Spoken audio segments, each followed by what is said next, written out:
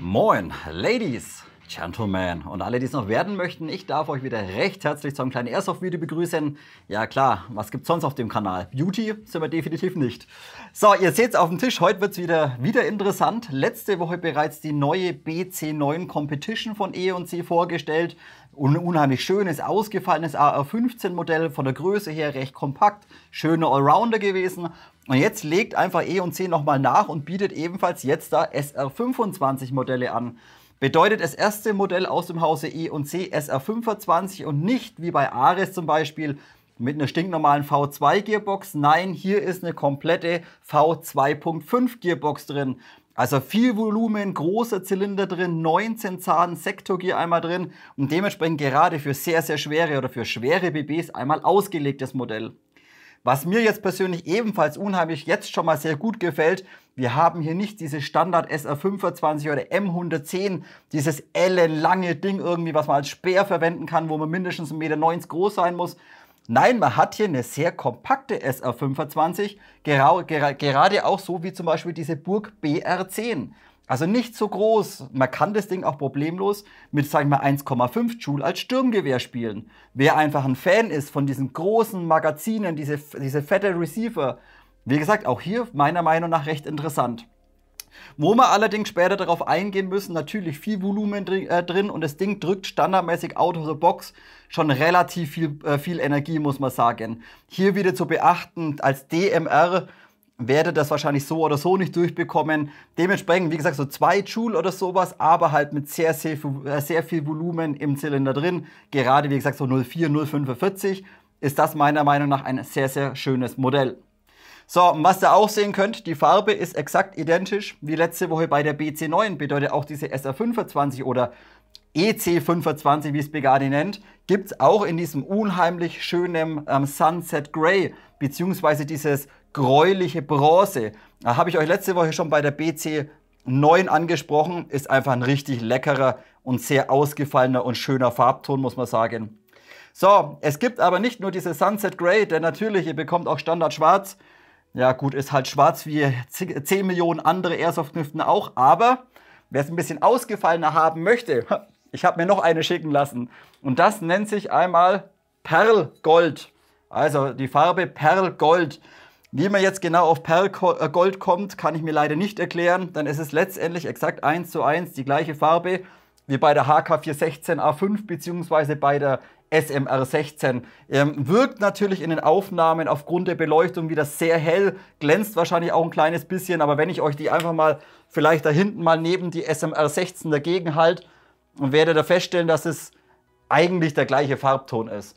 Wie gesagt, nennt sich Perlgold und wirkt aber auch in den Aufnahmen, wie gesagt, wieder sehr, sehr hell, da einfach die ganze Beleuchtung hier unten doch relativ, ja, die Farbe aufhält oder reflektieren lässt. Ist ein kleines bisschen dunkler, wenn man es sich real anschaut. Also Leute, moderne SR25 Modelle schauen wir sie uns wieder im Detail an und ich wünsche euch wie immer viel Spaß.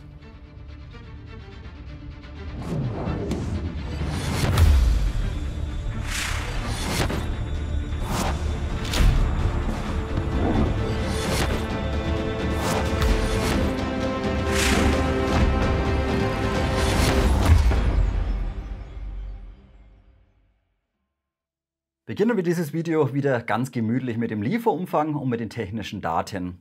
Auch bei dieser EC25 bzw. SR25 Serie handelt es sich um eine Generation 4. Bedeutet von den Features und von der technischen Umsetzung 1:1 identisch wie die AR15 Serie in der 4. Generation. Nur eben das Ganze umgelegt auf eine große fette V2.5 bzw. SR25 Gearbox mit einem 19-Zahn-System. Schauen wir uns natürlich später im Detail an. Vom Lieferumfang dementsprechend auch gleich, bedeutet auch bei diesen Modellen bekommt ihr wieder 2 Magazine dazu, sind jeweils 100 Schuss Mid-Cap-Magazine, Stahlblech 2 Stück dabei, dann den passenden Speedloader, gut, stinknormaler Speedloader.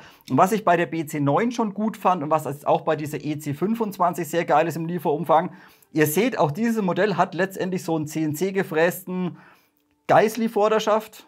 Glaube ich zumindest, keine Ahnung. Also auch hier ein sehr, sehr schöner und moderne M-Lock Vorderschaft letztendlich. Und wenn ihr jetzt hier Zubehör montieren wollt, einen Handstop, einen Griff oder seitlich irgendwas und ihr habt eben jetzt vom Zubehör kein M-Lock, dann liefert euch E&C ebenfalls wieder so ein kleines Rail-System oder so kleine Picatinny-Schienen direkt gleich mit. Also im Karton eben gleich wieder Rails aus Alu enthalten, die könnt ihr euch dann hier seitlich montieren oder hier unten montieren, je nachdem wie das braucht.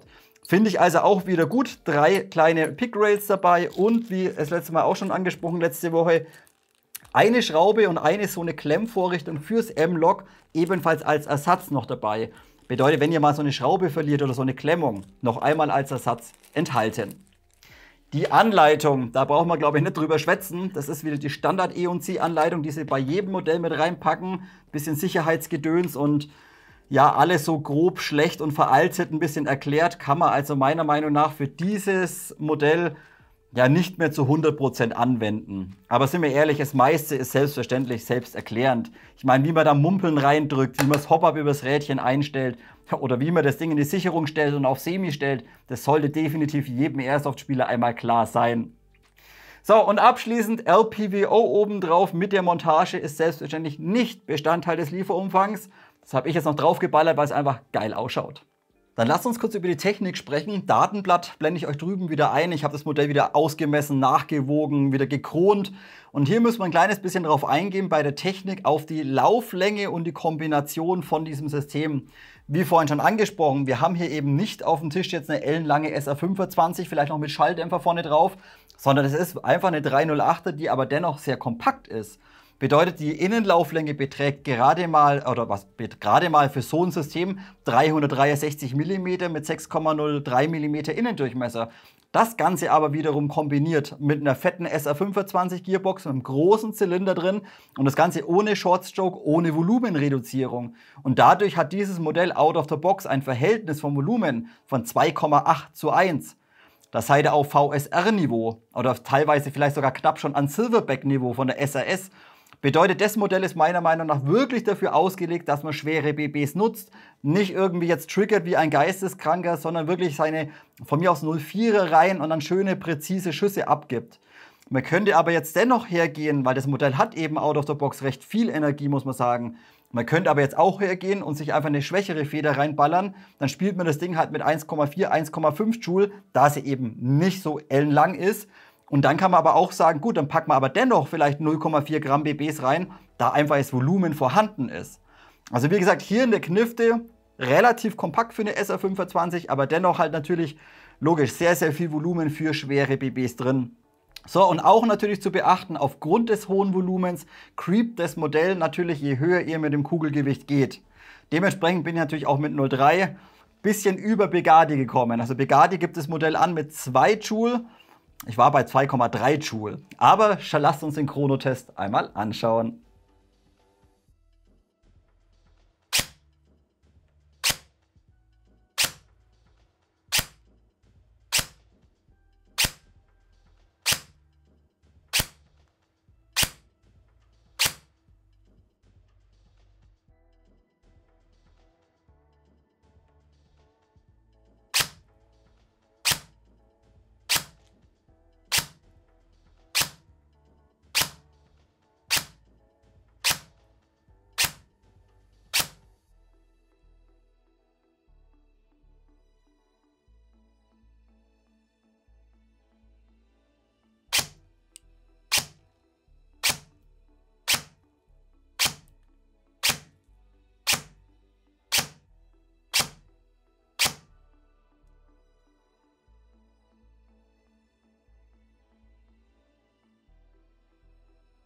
Somit haken wir den Chronotest ab und wie vorhin schon angesprochen, bei der technischen Seite out of the box relativ viel Energie, muss man sagen. Ja, kommt immer aufs Feld drauf an. Auf vielen Feldern sind mittlerweile 1,8 bis 2 Joule in Ordnung. Aber hier möchte ich darauf eingehen, wieder diese DMR-Regelung. Ich meine, je schwerer ihr geht aufgrund des Volumens, desto höher kommt ihr letztendlich von der Energie. Wenn ihr jetzt da 0,3er reinpackt, 0,45, wie gesagt, da liegt es sogar über 2 Joule. Wo man aber 2,3 Joule, glaube ich, hat man im Chrono. Das ist für viele Spielfelder ist das zu viel Energie. Und hier muss man wieder darauf eingehen, DMR-Regelung. Bedeutet, ihr werdet mit diesem SR25-Modell aufgrund der Länge bei den meisten oder bei fast allen Events und Spielfeldern nicht in diese, oder die Spielfelder, die so eine Regelung überhaupt haben, werdet ihr in diese Regelung nicht reinfallen. Denn dafür ist die Knifte einfach ein bisschen zu kompakt. Bedeutet, hier wird auch in den Spielfeldregeln nicht irgendwie aufs Kaliber eingegangen, sondern hier wird letztendlich nur Wert darauf gelegt, auf die Gesamtlänge des Modells. Und hier ist eben diese MCC oder diese EC25 MCC nicht ganz so lang. Wie vorhin aber auch schon angesprochen, wer jetzt einfach ein Fan von so einem SR25 ist, wer vielleicht auch die BR10 oder so feiert, man kann das Modell auch problemlos als Sturmgewehr spielen. Mittelgroßes Gelände oder von mir aus auch weitläufig Gelände, aber natürlich nichts für kompakte Gelände. Bedeutet, man kann jetzt auch hergehen und nimmt halt von der Energie eine andere Feder. Ist natürlich auch ein geiles Federschnellwechselsystem drin. Geht mal runter auf 1,4, 1,5 Joule. Und da wir einfach so viel Volumen drin haben in dem Ding, kann man auch problemlos, sage ich mal, mit 1,5 Joule und 0,45 Gramm BB spielen. Wenn es die Magazine mitmachen, sprechen wir später nochmal an. Aber wie gesagt, hier ist man gerade, was mittelgroße und weitläufige Gelände angeht, ist man hier ein kleines bisschen im Vorteil. Und man könnte eben auch im Ausland das Ding problemlos mit 2,2, 2,3 Joule spielen, wenn er in Polen spielt oder sowas. Wie gesagt, ist mit diesem Modell problemlos einmal möglich. So, dann lasst uns kurz noch über das Thema Hop-Up sprechen. Auch das werde ich später natürlich nochmal im demontierten Zustand ansprechen. Auch hier ist weiterhin die gute Standard Rotary Hop-Up-Kammer drin von E&C. Die blaue stinknormal, ganz exakt identisch zu der AR15-Serie. Und das Ganze auch wieder kombiniert mit dem Bugatti Fly 5 in 60 Shore mit dem passenden 5 mm Tensioner. So, hier muss ich heute ein kleines bisschen nicht meckern, aber auch noch etwas ansprechen. Das Hop-Up-System, so wie die Knifte kommt, eignet sich im besten Fall immer mit 0,28, 0,3 Gramm oder 0,32 Gramm BBs. Bedeutet, wenn ihr dann anfangt 0,36, 0,4 oder 0,45 reinzupacken, dann kommt das Hop-Up-System oder auch kommt das Bucking sehr schnell an seine Grenze. Bedeutet, bis 0,32 ist das in Ordnung, könnt ihr drin lassen. Jetzt aber meine Überlegung wäre, wenn ich das Ding schon nutze mit so viel Energie oder mit so viel Volumen und eben 0,4er reinmache, dann würde ich mir vielleicht heute sogar überlegen, dass ich dieses Fly 5 Bucking durch ein MAG5 ersetze, also durch ein R-Hop Bucking. Denn die eignen sich alles größer 0,32 Gramm meiner Meinung nach deutlich besser wie dieses Fly. Also das Fly ist so, sage ich mal, alles bis 0,32 ist das Fly in Ordnung. Zu leicht natürlich auch nicht und alles drüber finde ich persönlich diese MAGs besser. Wie gesagt, hier kann man natürlich ausprobieren, so ein Bucking kostet nicht viel Geld. Einfach mal testen, wie gesagt, wenn ihr 0,4 spielen wollt, eventuell auf ein MAG-Bucking wechseln. Dann lasst uns wieder weitermachen mit den allgemeinen Informationen. Auch hier möchte ich mit euch heute dieses Modell wieder von vorne nach hinten komplett durchsprechen und in den Nahaufnahmen später bei der Verarbeitung nur noch das Nötigste, damit ich mich einfach nicht wiederhole. So, fangen wir vorne an. Mündungsbremse, ganz normal Aluminium, ist CNC gefräst, passt wunderbar auf das Modell drauf, also nicht irgendwie Standard oder so, sondern ja, ein bisschen so spitz zulaufend. Wie gesagt, ist stimmig, passt drauf und natürlich Standard 14 mm Linksgewinde, wenn ihr hier jetzt irgendwie Schalldämpfer, Attrappen oder Tracer drauf verwenden möchtet. Einfach draufschrauben, fertig. Auch das Rohr ist wieder wie bei E&C gewohnt aus Aluminium gefertigt, auch wieder im Vergleich zu anderen Herstellern deutlich dickwandiger und auch bei diesem Modell habt ihr hier vorne keinerlei Schwingung, kein Spiel oder sowas auf dem Rohr vorhanden. Bedeutet, ja, es ist komplett das Free-Float-System, aber eben kein Wackeln, kein Schwingen aufgrund des dicken Outers. Finde ich klasse. So, dann ein kleines bisschen ausgefallen. Hier vorne habt ihr so eine Art, ja, die Gasabnahme inklusive Kornträger und QD Sling-Swivel-Aufnahme aus Edelstahl. Bedeutet, seht ihr so eine kleine Picatinny-Schiene vorne noch drauf. Ob man die jetzt braucht oder nicht, haben wir dahingestellt. Auf jeden Fall ist hier einmal erst Korn eingearbeitet, was man hier einmal aufklappen kann, wenn man denn die offene Visierung nutzen möchte. Wie gesagt, ist sehr stimmig und auch sonst seht ihr vielleicht hier einmal das Gasrohr rauskommen, was in den inneren Bereich übergeht oder reinläuft. Wie gesagt, hier sehr, sehr schön, ein bisschen ausgefallen und nicht einfach irgendwie ja, komplett offen. Also schön auch hier die QD-Aufnahme aus Stahl, einmal ein Pfiffi. Vom Material her, hier vorne, das ist kein kompletter Zink, sondern das Bauteil ist auch irgendwie so eine Zink-Aluminium-Legierung. Bedeutet, es ist nicht irgendwie Vollzink, dass es irgendwie zu schwer wird und dadurch die Knifte nicht irgendwie jetzt frontlastig wird, überhaupt nicht. Wie gesagt, hier robustes Material und entsprechend aber auch nicht so, ja, so weich wie Alu. Also ein bisschen robuster, aber nicht zu schwer. Also Zink-Aluminium oder sowas. So, der Vorderschaft, das müsste rein theoretisch, warte, ich drehe sie euch vielleicht auch mal so rum, dass ihr sie von der anderen Seite mal seht. Der Vorderschaft, das müsste auch wieder irgend so ein Geissli sein, glaube ich zumindest. Kenne ich mich nicht so gut aus, aber es müsste auch wieder so ein Geissli sein. Und der ist rein vom Design eigentlich identisch wie dieser von der Skeletor, die wir uns letzte Woche angeschaut haben, von dieser roten oder schwarz-roten. Aber diesmal eben ohne die zusätzlichen Picatinny-Schienen. Bedeutet, ihr habt, wie vorhin schon gesehen, eben hier ein komplettes M-Lock-System, ebenfalls wieder im 45-Grad-Winkel und eben im Lieferumfang diese zusätzlichen Picatinny-Schienen für die Montage ebenfalls wieder enthalten. Sehr, sehr moderner, sehr stimmiger Vorderschaft, muss ich sagen. Und auch gerade in dieser Kombination mit diesem fetten SR25 Receiver mal ein bisschen was anderes wieder. Also nicht dieses veraltete Quad-Rail-System oder sowas. Nicht ganz so schlicht wie zum Beispiel diese Syma Mod 25 bzw. CM 098. Das ist schon ein bisschen vom Design eben ein bisschen ausgefallen und würde ich vielleicht ein bisschen mit dieser BR10 oder mit dieser Burg einmal kombinieren. Auch gerade was vielleicht, wartet mal, gerade was die Länge einmal betrifft. Wie gesagt, da sind wir schon sehr nah dran an dieser BR10. Also sehr, sehr modern einmal umgesetzt. Auch wieder CNC gefrästes Aluminium, Passgenauigkeit, Verarbeitung wieder hervorragend. Nur ein kleiner Punkt ist mir aufgefallen und zwar passt mal auf, da müssen wir heute ein bisschen öfters drüber sprechen noch. Ich schnips mal gegen den Vorderschaft.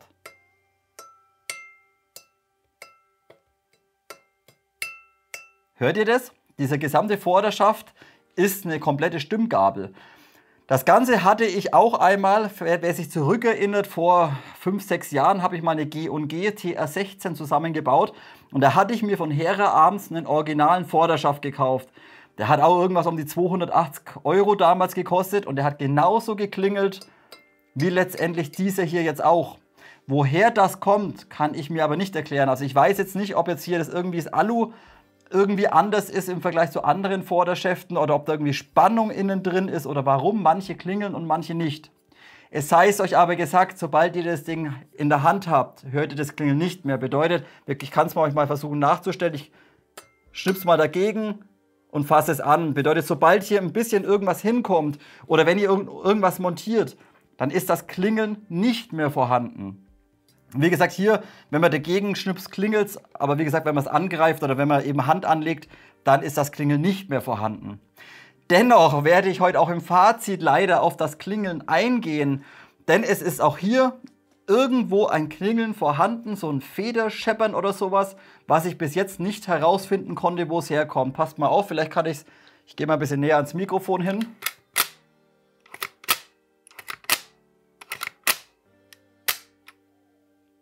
Vielleicht konnte das ein bisschen im Mikrofon hören. Also irgendwo ist hier noch eine Feder vorhanden, die nicht so will, wie ich will. Hier oben, diese Feder vom Spannhebel oben ist es nicht. Auch die kleine Feder von diesem Blech ist es nicht. Auch hier hinten irgendwie die Feder ist es nicht. Also ich gehe davon aus, dass es eventuell sogar von der Hauptfeder kommt in der Gearbox drin. Also wie gesagt, hier irgendeine Feder schwingt hier noch ein kleines bisschen nach. Muss man sich eventuell nochmal anschauen, wenn einem dieses leichte Federklingeln ein bisschen stört. Aber gut, es haben viele Modelle, dementsprechend ich werde es nicht kritisieren, aber ich werde es im Fazit noch mit aufnehmen. Denn wie gesagt, bis jetzt bin ich nicht fündig geworden, wo dieses Klingeln oder dieses leichte Klingeln einmal herkommt. So, dann der Receiver, natürlich fetter SR25 Receiver, das Ganze aber im Vergleich zur BR10 bzw. zur Mod 25 ohne Forward Assist. Bedeutet hier ganz normal SR25 seitlich, also hier quasi beim Breast Deflector nicht irgendwie Forward Assist dran, aber dennoch schön modern, schön kantig, finde ich einfach klasse. Und eben auch das ganze Modell auch beidseitig nutzbar. Habt ihr vielleicht gerade schon gesehen, bedeutet der Bolt Catch natürlich mit Funktion, könnt ihr einmal vom Schützen aus auf der rechten Seite lösen oder vom Schützen aus auf der linken Seite lösen. Ihr habt auch hier bei dem Modell den Feuerwahlhebel auf beiden Seiten, könnt wunderbar und zügig umschalten. Und auch hier nehmt ihr beim Schützen aus auf der linken Seite kein Haken wahr, kein Kratzen wahr, der läuft wunderbar. Vom Schützen aus auf der linken Seite läuft er sauber, vom Schützen aus rechts hat er ein kleines bisschen mehr Widerstand drin, aufgrund des Zahnradsystems. Würde ich aber als nicht gravierend einmal ansehen. Wie gesagt, auf der anderen Seite läuft er ein bisschen leichtgängiger. Und auch der Magazinauswurf Standard, ganz normal von Schützen aus rechts, wie aber auch bei diesem Modell vom Schützen aus auf der linken Seite vorzufinden. Also hier auch dieses Modell komplett beidseitig letztendlich nutzbar. Finde ich schon mal wieder gut und dementsprechend zum Umschultern oder für Linkschützen einfach etwas besser geeignet. So, dann der Griff, das ist auch wieder wie bei der BC9 letzte Woche, dieser BCM-Griff letztendlich vom Winkel nicht ganz so steil angestellt, ohne störende Wulst vorne dran und schön grob von der Oberfläche her. Also schön strukturiert, schön rau das Ganze und fühlt sich einfach stimmig an und passt auch wunderbar vom Winkel und vom Griff her. Also sehr, sehr stimmig, passt wunderbar dazu. Hinten Trageriemenaufnahme wieder aus Stahl, links wie auch rechts, Buffertube Alu und ein ganz normaler Schiebeschaft, so ein Sop-Mod-Schaft oder sowas.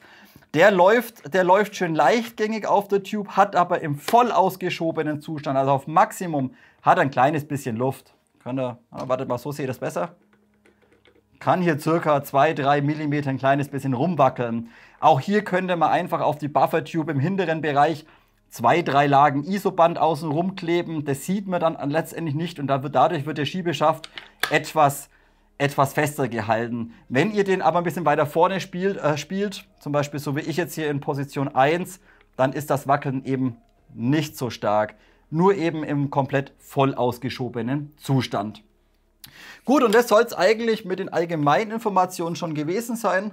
Ich glaube, mehr brauchen wir dazu nicht durchsprechen. Wie gesagt, so kleine Details zeige ich euch dann später nochmal in der Nahaufnahme. Dann lasst uns ebenfalls wieder kurz über das Thema Federschnellwechselsystem sprechen, wie bei der technischen Seite vorhin schon angesprochen. Exakt 1:1 gleiches Federschnellwechselsystem wie bei der AR15-Serie von E&C. Bedeutet, auch hier ist es euch unheimlich schnell und benutzerfreundlich möglich, das Modell problemlos von der Energie zu drosseln. Wie gesagt, standardmäßig 2 Joule mit 0,2, mit 0,3 sogar 2,3 Joule, müsste eine 130er, 140er Feder drin sein. Runtergehen auf eine M100, M110, um vielleicht auf 1,5 Joule zu kommen. Habt ihr hier einmal ganz normal die Castle-Nut hinten dran, die ist im Regelfall sehr, sehr straff oder sehr festgezogen. Braucht ihr normal so ein AR15-Tool. Einmal abschrauben das Ganze, oder was heißt abschrauben, nicht, kleines bisschen nach hinten schrauben, dann die Endplate ein bisschen zurückziehen, gesamten Schaft, gesamte Buffertube einmal reindrücken, drehen und nach hinten einmal abziehen. So, da kommt der Stecker rausgebaumelt und dann habt ihr eben auch bei diesem Modell direkt hier hinten die schöne gerändelte Schraube dran und könnt dann über Drehen ganz einfach rausschrauben, Feder, Spring Guide, alles rausziehen, andere Feder reinstopfen, wieder festschrauben, Buffertube aufschieben, auf die Stecker natürlich aufpassen, draufschieben, wieder arretieren, fertig. Habt ihr, wie gesagt, in bestimmt unter 2 Minuten habt ihr das Modell auf die Energie eingestellt, welche ihr auf dem Spielfeld entsprechend spielen dürft. Finde ich geil, werde ich heute einfach wieder einen Pluspunkt dafür geben. Das ist einfach geil. Sowas müsste meiner Meinung nach heute jede Airsoft einmal haben. Weiter geht's mit dem Kapitel Akku einlegen und Platz für den Akku. Und natürlich, wir haben, wie gesagt, so einen Standardschiebeschaft drin. Da könnt ihr die größten Airsoft-Lipos, Triple Sticks reinballern, ja, die letztendlich verfügbar sind. Bedeutet natürlich, ihr könnt jetzt hergehen und könnt sagen, gut, ich nehme nur einen Akku für die Buffertube, ich nehme so einen Single-Stick-Akku, 11,1 Volt, 1500 mAh mit 30 bis 60 C+. Passt da hinten rein, kein Problem, kann auch hohe Ströme abgeben und ist mit dem Motor kein Thema. Also so einer, wenn ihr schon zu Hause habt, funktioniert tadellos. Aber wenn ihr jetzt neue Akkus braucht, dann ist es natürlich auch möglich, noch größer zu gehen. Zum Beispiel diesen AMAX Triple Stick 2150 mAh. Der hat zwar ein kleines bisschen weniger C-Wert, aber dafür natürlich mehr Milliampere-Stunden. Auch hier gibt es unterschiedliche, zum Beispiel auch bei Hobby King sind zum Beispiel diese Turnigy Triple Sticks mit 2000 mAh. Die wären auch noch möglich. Habe ich auch 3 oder 4 Stück da. Also diese ganz großen Triple Sticks für Airsoft sind eben aufgrund des Schaftes auch in diesem Modell einmal möglich. Zum Einlegen, wie gesagt, geht Standard. Gerade für Einsteiger zeige ich es mal ganz kurz, wie man den da hinten reinzömpelt. Ihr habt letztendlich hier hinten die Schaftkappe hier hinten dran und die hat hier unten innen drin links und rechts so ein Klicksystem oder so ein Klicksystem. Bedeutet, ihr drückt diese 2 Nasen ein kleines bisschen nach innen rein und dann könnt ihr die Schaftkappe nach hinten einmal abnehmen. So, das ist ein sehr robuster Kunststoff. Einmal raus damit. So, wartet mal, ich zeige es euch so. So, hier seht ihr einmal diese Nasen dran. Dann geht ihr einfach da hinten rein, hakt das Ding so rum rein und hebelt hier ein bisschen diesen Einsatz raus. So, und dann habt ihr hier hinten eben problemlos Platz. Eine Zelle in die Mitte rein, geht in die Buffer-Tube, eine Zelle links, eine Zelle rechts. Hier aber auch, wie früher schon öfters angesprochen, bei diesen Schäften, ich finde immer, das hier Einlegen der Zelle, ihr müsst teilweise den Schaft ausziehen, damit ihr die Zelle hier reinbekommt. Das kann teilweise ein bisschen nervig sein. Ich habe zum Beispiel bei allen Schäften, auch bei den ICS, der ist ja genauso, habe ich diese Ecken hier hinten. Seht ihr hier vielleicht, diese Kunststoffecken, die habe ich einfach weggedremelt, damit ich einfach hier hinten ein bisschen mehr Platz habe, um einfach die Akkuzelle in die Tube einzulegen. Wie gesagt, das hätten die Hersteller damals auch problemlos umsetzen können, denn so müsst ihr hier, wie gesagt, ein bisschen rausziehen, denn ihr bekommt die Zellen hier relativ fummelig in die Tube rein, aufgrund dieser seitlichen Kanten oder dieser 90-Grad-Ecken. Nehmt ihr die ein kleines bisschen ab mit einer Feile oder mit einem Dremel, dann tut ihr euch da unheimlich leicht oder viel leichter. Und dann, wie gesagt, dann passt der Akku da aber problemlos hinten rein. So Leute, Akku ist drin, lasst uns weitermachen, Thema Klang- und Ansprechverhalten. Und auch hier muss ich im Fazit noch ein paar Punkte ansprechen. So, ihr seht jetzt hier zunächst mal diese Sunset Grey Version. Und diese hatte ich gestern Nacht bereits für die Internals einmal demontiert und habe euch die Internals gefilmt. Da ist mir aufgefallen, dass bei dem Modell der Motor minimals ein kleines bisschen zu weit drin war und auch die Schimmung war nicht ganz perfekt. Es war in Ordnung, aber es war nicht ganz perfekt. So, und dementsprechend werden wir heute einen kleinen Vergleich machen. Ich habe jetzt diese SR25 in der Sunset-Version oder Sunset Grey-Version, habe ich gestern Nacht einmal nachgeschimmt, seht ihr auch später bei den Internals und auch den Motor nochmal eingestellt sauber.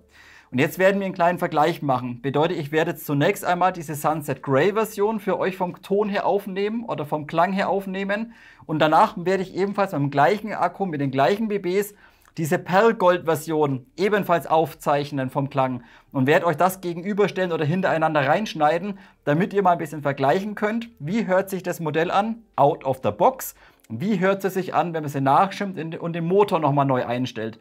Ich selbst habe dieses Modell bis jetzt nicht nochmal neu geschossen, bedeutet, ich habe keine Ahnung, ob meine Schimmung und meine Motoreinstellung wirklich zu 100% passt. Werden wir gleich einmal herausfinden. So, dann seht ihr Schutzbrille, denn mein Karton ist mittlerweile so im Eimer. Ich habe da keine Lust, dass jetzt irgendwie eine Kugel entgegenkommt oder zurückkommt. Dementsprechend BBs sind 0,32 Gramm. Akku ist der große drin, wie gerade schon gesehen. Dieser AMAX mit 2150 mAh. Und wir haben hier natürlich ein 19-Zahn-System. Bedeutet, die Gears hört man so oder so ein kleines bisschen stärker, wie bei einem 13-Zahn- oder bei einem 16-Zahn-System. Also, hören wir uns das Ding mal an.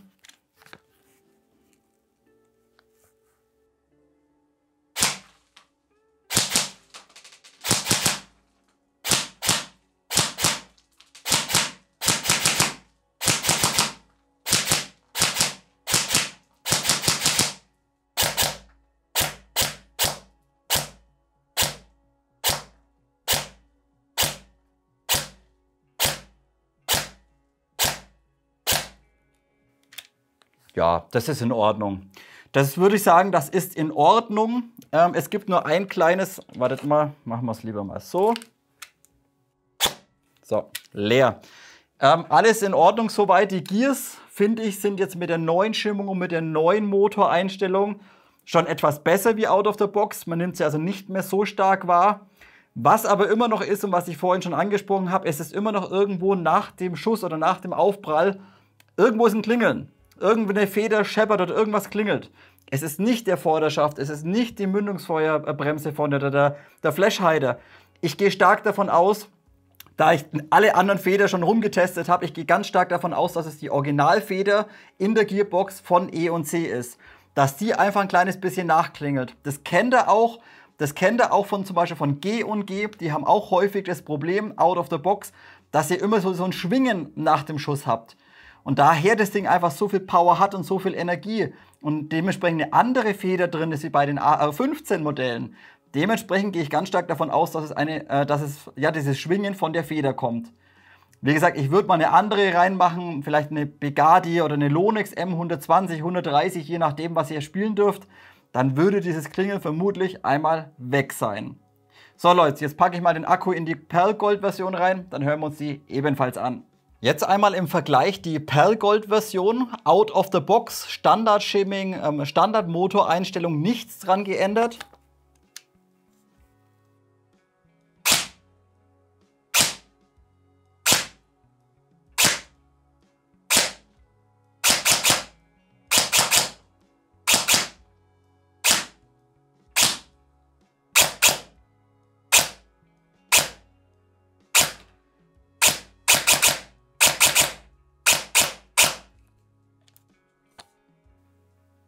Habt ihr es gemerkt? Also ich hoffe, ich konnte es wieder heute gut für euch einfangen mit dem Klang. Moment. Also erstens mal Klangbild. Wie gesagt, es klingelt. Die Sunset-Version, da habe ich oben bereits die Feder einmal eingeschmiert mit Fett, ein bisschen Schaumstoff drumherum. Ganz normal auch die Feder vom Magazinhalter habe ich ein ganz kleines bisschen eingeschmiert und eingefettet. Also das Klingeln ist jetzt bei der Sunset-Version deutlich geringer. Das ist nur so ein ganz leichtes Nachschwingen nach dem Schusszyklus. Ist hier out of the box bei der Perlgold-Version noch deutlich schlimmer. Also wie gesagt, es bringt was, natürlich die Feder hier oben vom Spannhebel, warte mal. Hört ihr, oder? Also das bringt definitiv was, die Feder da oben einzufetten, schönes zähes Fett verwenden oder ein kleines bisschen Schaumstoff außen neben die Feder einfach hindrücken, hinquetschen, damit der schon mal nicht schwingt. Dann hört es sich schon mal besser an. Aber ich weiß nicht, wie gut ihr den Klang wahrnehmen könntet, aber ich bin der Meinung, dass hier out of the box bei beiden Modellen, hier bei der Sunset schon korrigiert, der Motor minimal zu weit drin ist. Shimming sprechen wir später an. Wie gesagt, habe ich auch ein kleines bisschen optimiert. Aber ich meine einfach, das Pinion Gear ist zu weit drin. Das müsste vielleicht nochmal die Motoreinstellschraube, vielleicht nochmal eine Viertelumdrehung, vielleicht sogar eine halbe Umdrehung, bisschen weiter raus. Kann ich jetzt natürlich nur für diese beiden Modelle sprechen. Ich weiß jetzt nicht, ob vielleicht andere Modelle besser sind, aber zum Beispiel letzte Woche diese Skeletor und auch diese BC9 Competition, diese AR15 Modelle, die waren vom Klang deutlich besser und waren auch vom Shimming und von der Motoreinstellung nahezu perfekt. Also die hatten ein unheimlich schönes und sauberes Klangbild. Das kann ich jetzt bei diesen beiden Modellen leider nicht sagen. Dementsprechend, wer sich ein kleines bisschen auskennt, macht einen Akku ran, macht keine BBs rein, drückt 2-3 Mal ab, schaut, dass eben auch keine Kugel im Hop-Up ist natürlich, drückt 2-3 Mal ab und hört ein bisschen auf den Klang. Ganz einfach. Und dann geht er her und dreht hier unten mit einem großen Schlitzschraubendreher die Einstellschraube, die ist mit Schraubensicherung verklebt, die bekommt er trotzdem gelöst. Schraubt die eine Viertelumdrehung, kleines bisschen weiter raus, schießt nochmal, hört euch an, wird der Klang besser? Wenn ja, dreht das nochmal eine Viertelumdrehung weiter raus. Und dann dreht ihr die so weit raus, bis einfach dieses, ist schwer zu beschreiben, aber dieses Kratzige ein bisschen im Klangbild, bis das raus ist. Aber wie gesagt, ich gehe stark davon aus, dass beide Modelle von der Motoreinstellung nicht zu 100% perfekt waren und dementsprechend kein Zahnspiel zwischen dem Pinion Gear und dem Bevel Gear vorhanden ist. Wie gesagt, hier bei der Sunset-Version schon einmal nachgeschimmt, Motor sauber eingestellt und da ist das Klangbild meiner Meinung nach deutlich besser wie out of the box. Lasst uns weitermachen mit dem Thema Magazin und Kompatibilität. SR25 bzw. 308er Magazine habe ich jetzt nicht so viel da. Ihr seht, ein kleines bisschen was konnte ich testen, aber das wenigste, würde ich sagen, ist wirklich zu 100% sauber kompatibel. Was zunächst mal gar nicht passt, das SKAH Magazin, gut, ich wollte es mal reinstecken, passt natürlich nicht. Und auch von G&G, das wunderschöne GR25 Magazin, ist leider nicht kompatibel, das passt in den Magazinschacht nicht rein. Also passt leider nicht. So, und jetzt habe ich hier zwei Magazine, die einigermaßen kompatibel sind, die man notfalls verwenden könnte, wenn man nicht unbedingt die Originalen nehmen möchte. Und zwar ist das einmal das BR10 oder Mod 25 Magazin aus dem Hause Syma. Bedeutet das gleiche Magazin, was bei der BR10 im Lieferumfang enthalten war. Ist zwar im Vergleich zu den Originalmagazinen ein kleines bisschen länger. Wem das nicht stört, diese wären in Ordnung. Sitzt zwar auch ein kleines bisschen straffer wie die Originalmagazine, aber es funktioniert sauber. So, dann hat hier Begadi noch eins mitgeschickt. Das ist irgend so ein Battle-X-Magazin, auch 308er. Das würde ich nicht verwenden. Das passt zwar rein, aber geht sehr, sehr straff. Bedeutet, auch hier müsst ihr ein bisschen nachhelfen, ein bisschen klopfen und auch beim Lösen müsst ihr wieder ein bisschen dran noddeln. Ich zeige es euch dann gleich mal. Also ja, es ist ein relativ günstiges Magazin, aber vom Fitting her finde ich nicht ganz so prickelnd.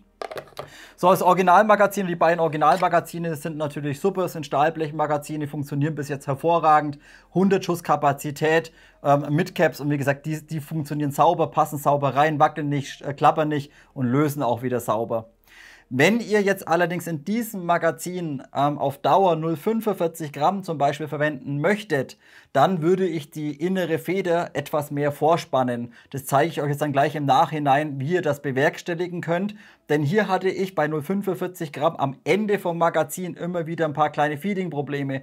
Bedeutet, von diesen 100 Schuss knallt ihr von mir aus 60, 70 raus und wenn da noch 30 drin sind, dann wird der Kugelstrang zu langsam und dann habt ihr immer so jeden 5. Schuss ist dann immer ein Leerschuss mit drin. Wie gesagt, wenn ihr so schwere BBs verwenden wollt, Feder etwas vorspannen.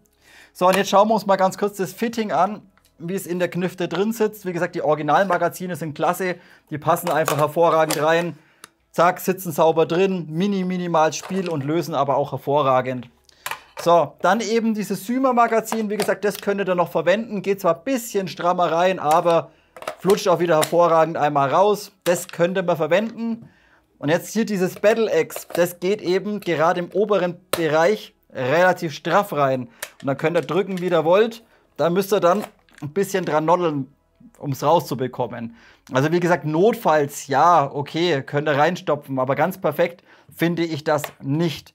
Und wie gesagt, diese anderen hier, diese wunderschöne G&G, leider, schade. Das hätte ich gern, dass das passt, aber da müsste man vielleicht noch ein bisschen nacharbeiten und das Magazin ein bisschen abschleifen, damit es reinpasst. Wie gesagt, kleines bisschen schade, denn die Magazine wären wirklich klasse von G&G. Also entweder die Originalmagazine verwenden oder halt dann diese Syma-Magazine. So, jetzt noch einen kleinen Punkt, und zwar, was ihr immer beachten müsst. Die meisten werden es wissen, aber für Einsteiger: Wenn ihr irgendwo in Shops SR25 Magazine findet, achtet immer darauf, dass hier eben eine V2.5 Gearbox drin ist. Bedeutet, die Hop-Up-Kammer sitzt komplett vorne. Bedeutet, ihr müsst immer darauf achten, dass auch der Kugelauslass bei dem Magazin komplett vorne ist. Es gibt auch SR25 Modelle, zum Beispiel Ares oder G&G TR16, G2H. Die haben aber eine normale V2 Gearbox drin und bei den Magazinen sitzt der Auslass etwas mehr in der Mitte vom Magazin. Diese passen dann natürlich nicht rein. Also das immer ein kleines bisschen zu beachten. Habt ihr eine Knifte mit SR25 oder V2.5 Gearbox oder habt ihr eine mit einer V2 Gearbox? Hier eben wichtig, Auslass muss direkt vorne an der Kante sein. Andere passen auf keinen Fall rein. Gut Leute, dann lasst uns heute ein bisschen was Allgemeines noch in diesem Review mit ansprechen. Und zwar Thema Magazin oder Mid-Cap-Magazine und teilweise oder relativ häufig Feeding-Probleme, wenn man einfach vom Kugelgewicht höher geht.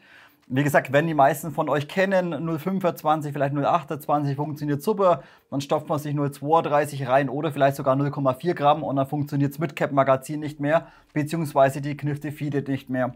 Das ist bei sehr vielen Magazinen leider häufig ein Problem, wenn einfach die Feder innen drin für die 0,45 Gramm BBs oder halt schwere BBs einfach zu schwach ist. Bedeutet, der Kugelstrang ist einfach etwas schwerer, die Feder braucht mehr Kraft, um diesen bewegen zu können und er wird dann teilweise einfach zu langsam, dass er die Kugel quasi schnell genug in die Hop-Up-Kammer wieder reinfeeden kann. So, und das kann man aber bei sehr vielen Mid-Cap-Magazinen einmal beheben.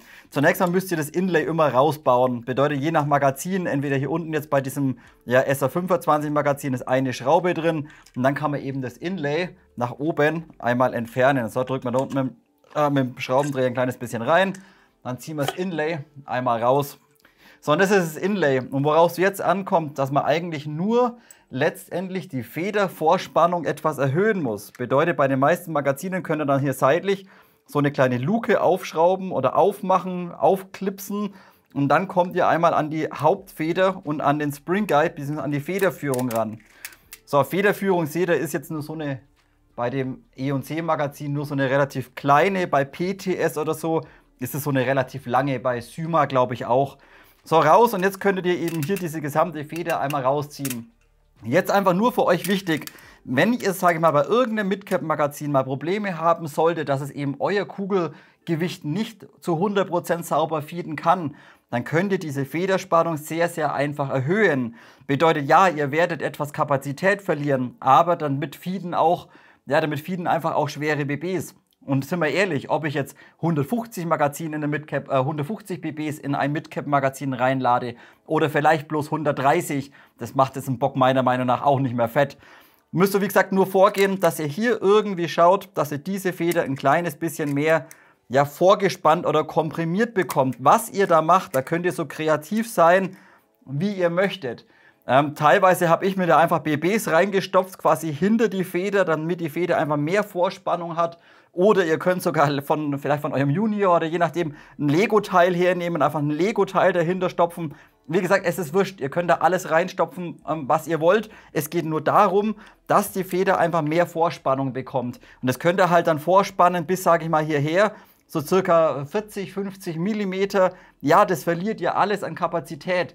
Aber die Feder wird dadurch deutlich mehr Kraft haben, um eben auch schwerere BBs einmal feeden zu können.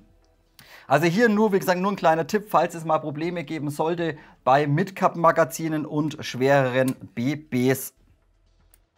Dann lasst uns auch heute wieder ein paar Nahaufnahmen machen. Schauen wir uns so kleinere Details noch mal ein bisschen genauer an. Fangen wir wieder vorne an. Mündungsbremse ist eben CNC gefertigt aus Alu, wie vorhin schon angesprochen, Standard 14 mm CCW und auch schön ausgefallen, wie ihr erkennen könnt. Also nicht diese stinknormale Standard-Mündungsbremse AR15 oder so, sondern hier eben von der SR25.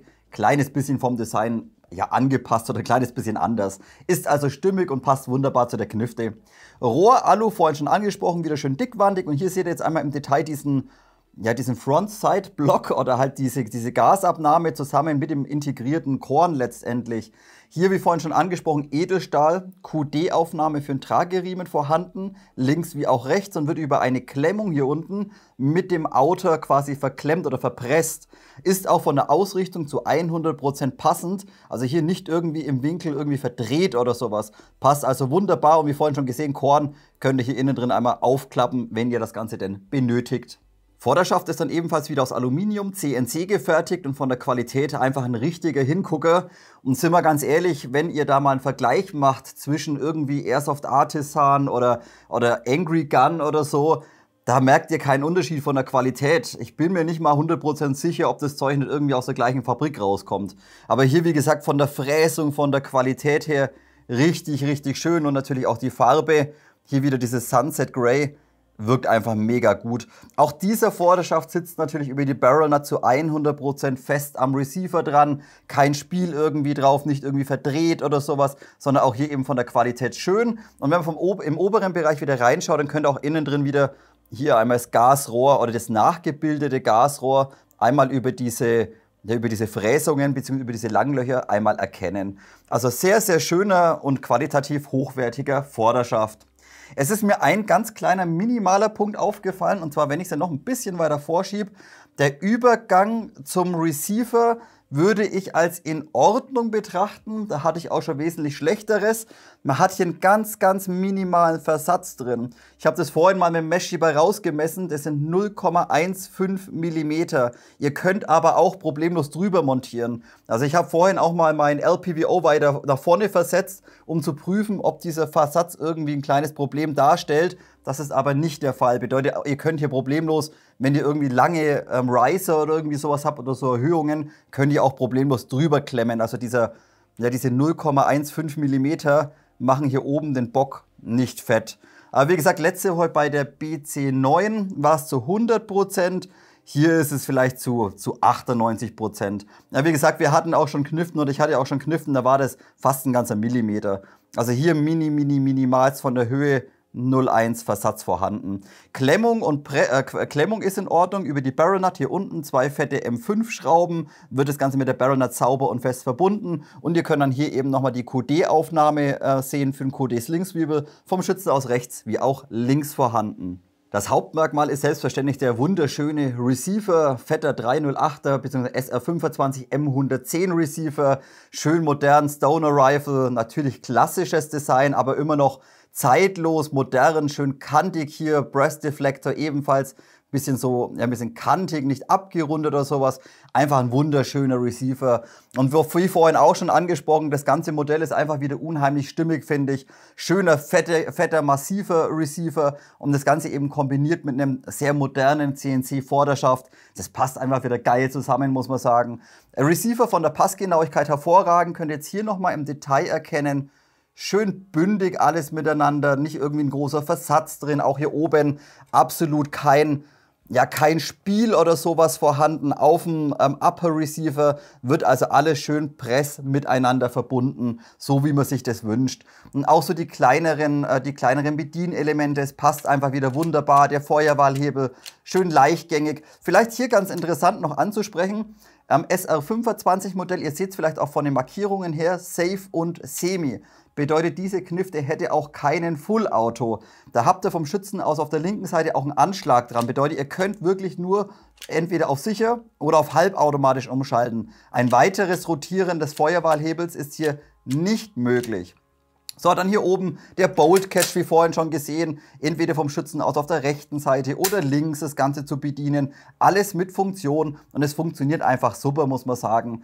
Also auch hier von der Umsetzung, Qualität Receiver und wieder die Bedienelemente komplett beidseitig, finde ich einfach heute wieder klasse und wird auch wieder im Fazit einen Pluspunkt geben. Auch vom Schützen aus auf der linken Seite gibt es nichts, was man irgendwie kritisch ansprechen muss von der Verarbeitungsqualität. Auch hier, es ist einfach unheimlich stimmig, schön umgesetzt. Der Magazinhalter sitzt sauber drin, kein Spiel drauf. Auch hier vom Schützen aus auf der linken Seite Magazinauswurf, der Bolt Catch Lever hier oben dran. Also das Ganze ist einfach wieder super umgesetzt für einen China-Hersteller. Und ich werde es euch später auch noch mal kurz ansprechen. Ich werde heute auch wieder einen Pluspunkt auf die Verarbeitungsqualität geben. Denn hier sind wirklich im Vergleich zu taiwanesischen Herstellern nur noch kleine Nuancen. Also das ist wirklich nur noch minimalst, wenn man sich jetzt zum Beispiel mal eine VFC anschaut, eine ICS, eine Crytek anschaut, die mittlerweile auch sehr, sehr viel Geld kosten, muss man wirklich sagen, dass die Chinesen da die letzten Jahre ganz schön Arbeit reingesteckt haben. Bedeutet, ihr findet da einfach von der Qualität kaum noch irgendwie Unterschiede. Den Pistolengriff habe ich euch letzte Woche bei der BC9 schon einmal im Detail gezeigt. Auch hier verbaut E&C diesen BCM-Pistolengriff letztendlich für SAEGs. Finde ich sehr, sehr schön und ihr könnt vielleicht jetzt hier auch in der Nahaufnahme ein bisschen so die Struktur erkennen. Ist einfach ein kleines bisschen gröber strukturiert im Vergleich zu manch anderen. Und ich habe euch letzte Woche schon gesagt, das Ding bekommt man sogar als Ersatz für 7 € oder sowas. Wunderschöner Pistolengriff, von Winkel nicht ganz so arg nach hinten geneigt. Lässt sich toll greifen, keine störende Wulst irgendwie im vorderen Bereich. Leichtes Beagle-Tail einmal im hinteren Bereich. Fässt sich einfach super an und ist einfach ein klasse SAEG-Griff. Und passt auch von der Breite zu 100%. Also auch hier, wenn ihr mit dem Finger entlang fahrt, hier kein Versatz oder sowas drin. Also auch hier die Passgenauigkeit einfach passend. So muss das natürlich. So, jetzt noch ein Punkt. Auch dieses EC25 bzw. SR25 Modell hat auch wieder diesen einstellbaren Abzug. Bedeutet, ihr habt auch hier wieder wie bei der AR15-Serie von E&C, habt ihr hier hinter dem Abzug, quasi hier unten drin, habt ihr wieder so einen ganz, ganz kleinen Gewindestift. 0,9 mm Inbus braucht er dafür. Und dann könnt ihr auch hier den Abzugsweg wieder reduzieren. Bedeutet, wenn ihr jetzt mal herschaut, das Ganze auf sicher eingestellt, bedeutet erstmal die Waffe auf sicher stellen. Dann habt ihr hier out of the box deutlich mehr Spiel wie ich jetzt. Und dann stellt ihr einfach diesen Gewindestift oder schraubt diesen Gewindestift so weit rein, wenn ihr denn möchtet, bis ihr in der Sicherung nur noch minimal Spiel auf dem Abzug drauf habt. Und dadurch liegt aber jetzt auch auf halbautomatisch der Abzug deutlich näher am Mikrotaster. Bedeutet, ihr habt einen deutlich kürzeren Abzugsweg. Also auch hier wieder ein einstellbarer Abzug letztendlich umgesetzt. Hätte man jetzt bei einer SR25 zwar nicht unbedingt gebraucht, denn das Ding spielt man normalerweise nicht irgendwie auf Speed. Aber gut, es gibt auch Ausnahmen. Schauen wir jetzt abschließend noch den hinteren Bereich von der Knifte an. Klar, hier wieder Aufnahme, Trageriemen aus Stahl gefertigt an der Endplate, entweder vom Schützen aus links wie auch rechts. Kannst normal Trageriemen einhaken oder dran befestigen. Die Buffer-Tube ist auch wieder stinknormal, wie bei jedem anderen Hersteller auch. Ist auch so eine Aluminium-Zink-Legierung irgendwie. Habt ihr vorhin schon gesehen, Federschnellwechselsystem. Und der Schaft hinten ist aus Polyamid-Kunststoff gefertigt, ist aber nichts Weltbewegendes. Also so ein ganz normaler, stinknormaler Standard-Schiebeschaft, wie man auch zum Beispiel von der ja, von der SMR 16 kennt oder früher auch ICS. Und also hier ganz normal, aber natürlich sehr viel Platz für die Akkus hier hinten drin vorhanden und auch etwas mehr Platz für die Wange zum Auflegen. Ist okay, ist stimmig bei der Knifte, wie gesagt, passt gut dazu, würde ich nicht schimpfen. Von der Qualität her, wie vorhin vielleicht schon kurz angesprochen, ganz ausgeschoben auf Stufe 5, hat er doch ein ganz kleines bisschen viel Spiel, finde ich. Kann hier also hoch, runter, links und rechts doch recht stark rumwackeln. Am besten ganz wenn ihr den Schaft ganz ausgezogen spielt, komplett abziehen, dann hinten auf die Buffertube links, rechts 1, 2 Lagen ISO-Band draufkleben, dann ist dieses Spiel deutlich geringer. Ist aber wirklich nur relevant, wenn ihr dann ganz ausgeschoben habt. Wenn ihr das Ding bloß in der Stufe 2 von mir aus spielt, sitzt er schon deutlich straffer, und wenn dann sogar wie ich bloß ganz vorne lasst auf Stufe 1, dann hat er noch ein bisschen weniger Spiel. Also das ist in Ordnung. Würde es jetzt von Kublai noch diesen schönen UBR Gen 2 geben als Nachbildung oder als Klon, dann würde ich mir so ein Ding sofort heranballern. Gibt's aber halt leider nicht mehr. Kleines bisschen schade. Gut, Akku einlegen habt ihr vorhin schon gesehen. Haben wir hinten letztendlich noch die Schaftkappe. Diese ist aus einem relativ hartem Gummi gefertigt. Bevor es gleich weitergeht mit den Internals, lasst uns noch kurz ein paar Worte zum Thema Hop-Up einstellen verlieren. Habt ihr vorhin schon gesehen, Bolt Catch mit Funktion bedeutet Spannhebel zurück. Dieses Fake-Blech da oder dieser Fake-Verschluss arretiert immer sauber hinten, könnt ihr links oder rechts lösen. Und dann habt ihr eben hier drin diese Standard E und C Rotary Hop-Up-Kammer aus Kunststoff. Und die habe ich euch letzte Woche bei der BC9 schon angesprochen, die ist out of the box wirklich brauchbar. Es ist standardmäßig von Begadi wieder ein Fly 5 Bucking drin mit einem 5 mm Tensioner. Und auch das ist für 0,3 und 0,32 Gramm BBs perfekt geeignet. Wie vorhin vielleicht auch schon angesprochen, geht ihr höher, wollt ihr jetzt 0,4 oder so spielen, dann würde ich mit dem Gedanken spielen, eventuell auf ein MAG-Bucking zu wechseln, also auf ein R-Hop. Ist meistens für diese Grammaturen deutlich besser geeignet wie das Fly. Vom Einstellen her funktioniert wirklich sauber. Hier wieder das Drehrädchen, könnt ihr schön mit dem Fingernagel schön sauber und fein justieren. Die Passgenauigkeit von der Hop-Up-Kammer im System ist in Ordnung. Ihr habt jetzt kein Problem irgendwie, dass die Nozzle zu stark irgendwie oben dagegen reibt, dass irgendwie das Alignment nicht mehr passt und dadurch Druckverlust oder Spritzer oder so kommen von den BBs. Nein, das passt also wieder wunderbar und ist auch problemlos zu anderen Hop-Up-Kammern kompatibel. Bedeutet, wenn ihr wirklich noch mehr Geld reinstecken wollt in das Ding, ja natürlich, ihr könnt eine Neptune reinstopfen, die passt zu 100% perfekt in dieses Modell rein, ist also kompatibel, ihr könnt ein 7 mm System nutzen. Aber die Frage ist halt immer, braucht man es wirklich oder kann man es auch getrost ignorieren? Dementsprechend, wenn ich mich auch wiederholen muss leider, immer ein bisschen zu berücksichtigen, erstmal auspacken, erstmal Hop-Up einschießen, erstmal vielleicht 1, 2 Spiele machen mit dem Ding und dann kann man immer noch entscheiden. Man muss erstmal seinen Sweet Spot von der BB-Grammatur finden, was möchte ich in dem Ding nutzen, worauf soll es ausgelegt sein, wie möchte ich das Modell spielen und dann kann man sagen, okay, jetzt mache ich vielleicht noch das Hop-Up oder ich lasse einfach alles out of the box, wie es ist. Eine kleine Ergänzung vielleicht noch zum Lauf, wenn ihr das Modell neu bekommt. Ich habe jetzt mal den Innenlauf einmal durchgereinigt, denn hier sind mir im inneren Bereich keine Rückstände, sondern so Schliere aufgefallen. Also hier scheint es, dass es irgendwie von der Fertigung so die ersten Schmierstoffe, das Silikonöl oder was E und C verwendet, ein ganz kleines bisschen in den Lauf reingedrückt hat.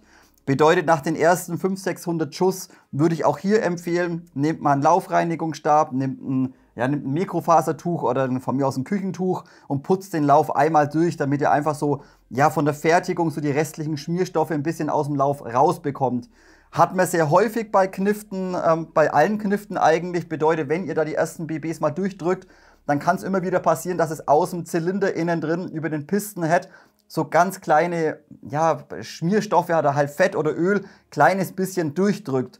Und dadurch eben nach dem Einschießen einmal kurz durchputzen, kurz trocken machen, dass die Rückstände weg sind und fertig. Also hier nichts Gravierendes im Lauf drin gewesen, keine Partikel, keine Kratzer oder sowas. Nur eben nach den ersten, wie gesagt, 500, 600 Schuss hat man so leichte Schmiere gesehen, wenn man den Lauf ins Licht gehalten hat. Hätten wir auch getrost rausschießen können, aber ich habe ihn halt jetzt einfach mal sauber gemacht. Dann lasst uns auch heute wieder über das Thema Internals sprechen. Beginnen wir hier zunächst mal wieder bei der Gearbox Shell sowie bei der Lagerung. Und wie vorhin schon kurz angesprochen, natürlich komplette große Gearbox drin, 19 Zahnsystem V2.5 und dementsprechend eben auch sehr viel Volumen vorhanden. So, die Gearbox Shell ist eben neu, soweit ich mitbekommen habe von E&C. Bedeutet die erste Knifte von E&C, die es jetzt eben mit dieser V2.5 Gearbox gibt, ist aber letztendlich von der technischen Seite natürlich nahezu identisch wie eine V2, nur eben in die Länge gezogen. Ansonsten ist sie, wie gesagt, von der Qualität her 1:1 identisch. So, und was ihr euch jetzt vielleicht fragt, Kompatibilität ist auch hier wieder nur der eine Punkt. Aufpassen, Bolt Catch Lever System auf der Seite, wie auch das letzte Mal schon angesprochen bei der BC9, wie auch bei der Skeletor von Begadi oder von E&C. Da hat man hier bei E&C seitlich diesen Bolt Catch Lever dran und E&C federt den hier im inneren Bereich, seht ihr da so eine Vertiefung drin, da läuft die Feder und dann wird das Ding hier seitlich einfach hier nach oben gefedert. Bei anderen Gearbox-Systemen könnt ihr das auch machen, aber da wird die Feder dann hier hochgelegt. Aber ihr seht, auch hier wäre so ein kleines Löchchen vorhanden und eben auch der Pin, um eine Feder hier zu installieren. Also dementsprechend, wenn ihr irgendwie so eine Retro V2.5 oder sowas mal hernehmt und die vergleicht, dann würdet ihr das auch hinbekommen. Auch hier nur wieder darauf achten, natürlich beidseitig bedienbar, bedeutet hier auch wieder die Vertiefung für das Zahnradsystem, wie auch hier diese Senkung drin. Da müsst ihr ein bisschen aufpassen. Hat die Gearbox oder hat eine Ersatzgearbox das nicht, dann könnt ihr das Feuerwahlhebesystem nicht verbauen. So, also hier ein paar kleine Besonderheiten, aber wie gesagt, ansonsten ist es im Grunde eine ganz normale V2.5, wie man es auch von anderen Herstellern kennt. Von der Qualität würde ich zunächst mal sagen, ist es in Ordnung, bedeutet von der Passgenauigkeit, außenrum passt alles wunderbar und sauber zusammen. Auch hier kein Spiel irgendwie in den beiden Hälften drin, bedeutet man kann nicht irgendwie aneinander vorbei wackeln oder sowas, vorbeischrubbeln. Also das ist von der Passgenauigkeit in Ordnung. Allerdings von der Haltbarkeit her hätten sie vielleicht, wenn sie schon eine neue Gearbox machen, hätten sie sich auch gerne ein kleines bisschen bei Syma oder bei G&G etwas abschauen können oder orientieren können. Bedeutet auch hier im vorderen Bereich beim Zylinderhead leider keine Radien dran. Bedeutet hier oben scharfe 90 Grad Kante, hier unten scharfe 90 Grad Kante und auch im inneren Bereich ganz normal einmal flach gewählt. Bedeutet nicht hier nochmal irgendwie einen Versatz drin, dass man eben eine schlanke Tappet Plate braucht. Nein, ganz normal, wie man es gewohnt ist. Allerdings, was ein bisschen abweicht, da kommen wir später nochmal bei der Nozzle drauf zu sprechen. Die Gearbox ist von der vorderen Wandung deutlich dicker im Vergleich zu Standard V2 Gearboxen. Und wenn ihr das euch mal anschaut, hier vorne die Wandstärke oder die Wandung sind hier 4,7 mm ungefähr. Also dementsprechend relativ viel Material, muss ich sagen, hier im vorderen Bereich drauf. Inwieweit sich das auf die Haltbarkeit auswirkt, kann ich euch leider noch nicht sagen. Wie gesagt, auch erst neu bekommen das Ding, kein blassen Dunst, wie lang diese Gearbox einmal standhalten wird. Natürlich je nach Energie etwas länger oder vielleicht nicht ganz so lang. Aber wie gesagt, da würde ich erstmal nicht schimpfen. Auch Nut- und Federsystem komplett außenrum, auch hier runterwärts Nut- und Federsystem. Und dementsprechend kombiniert aber auch E&C das Ganze wieder mit einem schönen großen Sorbopad am Zylinderhead. Und da würde ich sagen, so wie die Knifte out of the box kommt, hat sie für die meisten Felder fast ein bisschen zu viel Energie. Und da würde ich auch sagen, da sind wir wirklich auf Maximum. Also noch weiter hoch natürlich auf keinen Fall. Weiter runter ist natürlich absolut kein Problem. Also Gearbox entsprechend schon mal in Ordnung, würde ich sagen. Wie gesagt, Energie relativ hoch. Drosselt das Ding ein bisschen runter, damit ihr spielen dürft. Und dann ist das von der Haltbarkeit auch absolut kein Problem. Federschnellwechselsystem haben wir uns vorhin schon angeschaut, auch wie bei den AR15 Modellen von E&C. Selber Spring Guide hinten drin, komplett aus Stahl gefertigt. Also nicht nur hier vorne mit dem Axiallager, sondern auch der gesamte hintere Bereich mit dieser schön gerändelten Schraube oder Schraubenkopf kann man es eigentlich nennen. Auch einmal komplett aus Stahl gefertigt und dementsprechend hier einfach ein ultra schönes und benutzerfreundliches Federschnellwechselsystem. Ist einfach Hammer, finde ich geil, werde ich später natürlich auch wieder einen Pluspunkt dafür geben. So, von der Lagerung muss ich heute, weiß ich nicht, bin ich heute ein bisschen nicht so ganz bei E&C. Die Knifte kommt out of the box mit 2 Joule bei 0,2 Gramm und creept euch je nach Hop-Up-Einstellung selbst mit 0,45 etwas hoch. So, und dafür finde ich die Kombination von den Lagern vielleicht nicht ganz optimal. Es ist erstmal in Ordnung, wir haben komplett Kugellager drin, 8 mm System, aber das Ganze natürlich an jedem einzelnen Gear. Und bei so einer hohen Energie wäre es meiner Meinung nach schöner gewesen, sie hätten vielleicht am Sector Gear wie auch am Spur Gear, zumindest im unteren Bereich, eine Stahllaufbuchse verbaut.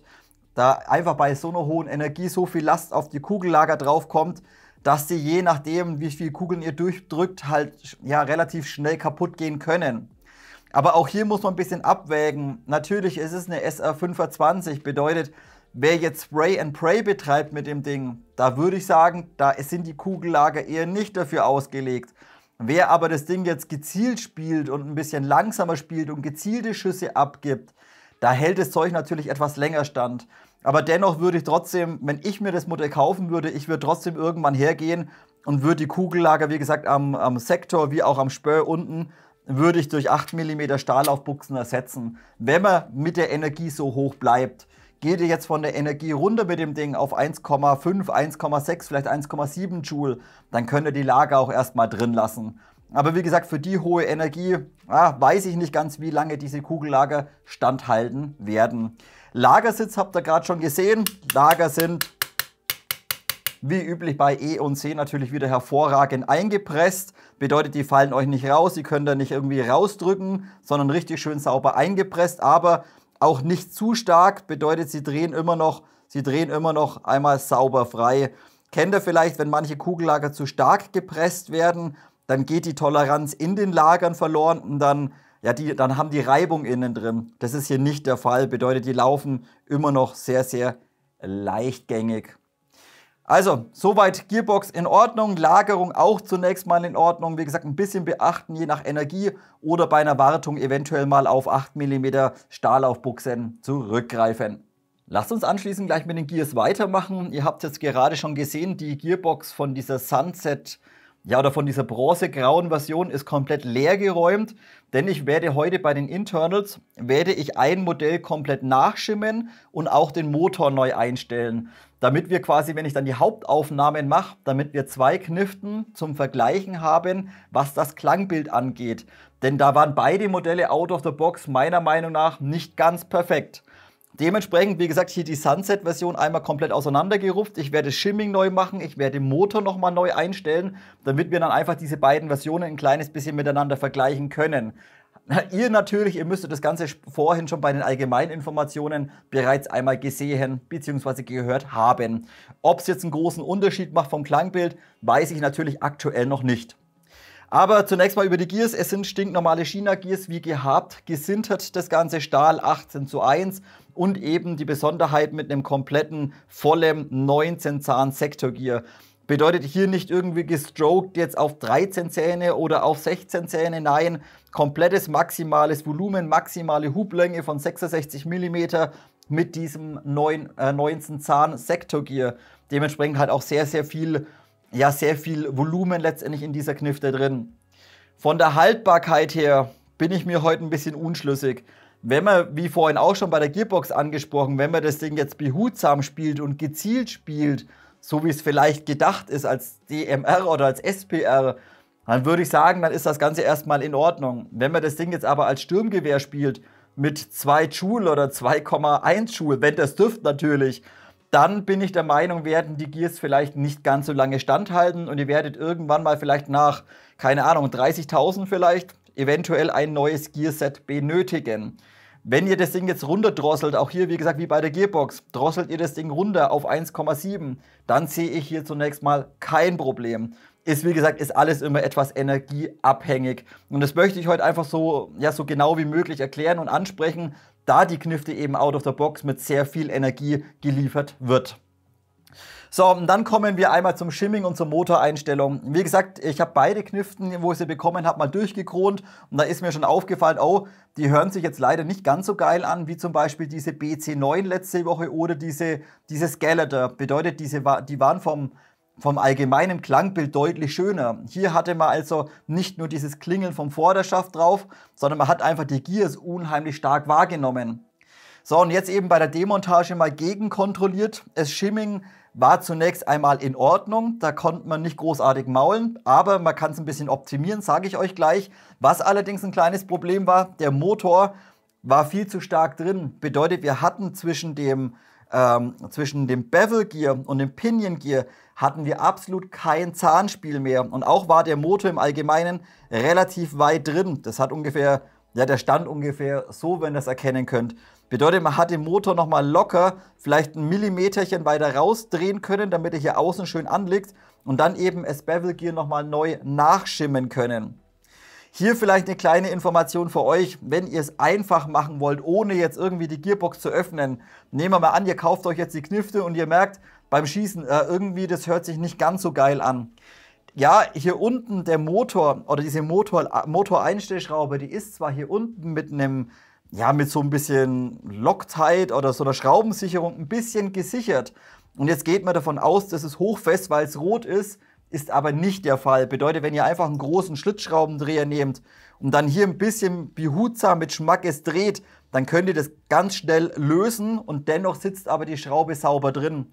Und wie gesagt, dann einfach mal hergehen und vielleicht mal die Schraube eine Viertelumdrehung weiter rausdrehen. Oder eben immer ein Fitzelchen, ein Achtelumdrehung weiter raus und dann das Klangbild beobachten, ob es besser wird. Denn wie gesagt, jetzt hier gerade bei dieser Sunset-Version war der Motor ein bisschen zu weit reingeschraubt. Und dementsprechend gehe ich auch stark davon aus, dass wir das Klangbild jetzt deutlich schöner hinbekommen werden. Also hier, wie gesagt, Klangbild, Gears, Motoreinstellung werde ich heute im Fazit nochmal extra aufnehmen, nochmal extra ansprechen.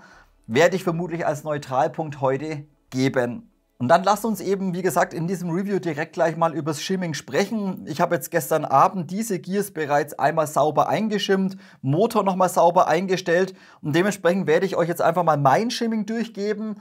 Aber auch hier beachten, es kann immer wieder zu kleinen Toleranzen kommen. Bedeutet hier mal 0,1, da vielleicht mal 0,15 mm. Also ja, ihr könnt mein Shimming so als Grundshimming von mir aus nutzen, wenn ihr das so möchtet. Aber wie gesagt, immer nochmal gegenkontrollieren. Also ich habe nachgeschimmt, fangen wir mal vielleicht hier beim Sector Gear im oberen Bereich an. Da habe ich jetzt insgesamt, zwei Shims drauf, insgesamt 0,4 mm. Einmal oben drauf und im unteren Bereich, da habe ich, es müssten 2 Shims sein, da habe ich jetzt 0,6 mm. Bedeutet eine 0,5er und eine 0,1er. Und dann war das sauber eingeschimmt. Natürlich habe ich das ganze Bevel to Pinion geschimmt. Auch hier nicht wundern, 0,6 mm im unteren Bereich, kommen wir gleich nochmal dann beim EFCS drauf zu sprechen, ist jetzt hier out of the box kein Problem. Und ihr müsst jetzt auch diese Elektronik oder dieses EFCS-System nicht noch unterlegen. Das ist seitens E&C oder seitens Begadi bereits unterlegt worden. Wie gesagt, sprechen wir noch später an. Also hier einmal Sector Gear, dann lasst uns weitermachen mit dem Spur. Da relativ wenig Shims im oberen Bereich, obwohl es ist auch relativ fett. Auch 0,6 mm oben drauf, also auf dem Spur oben.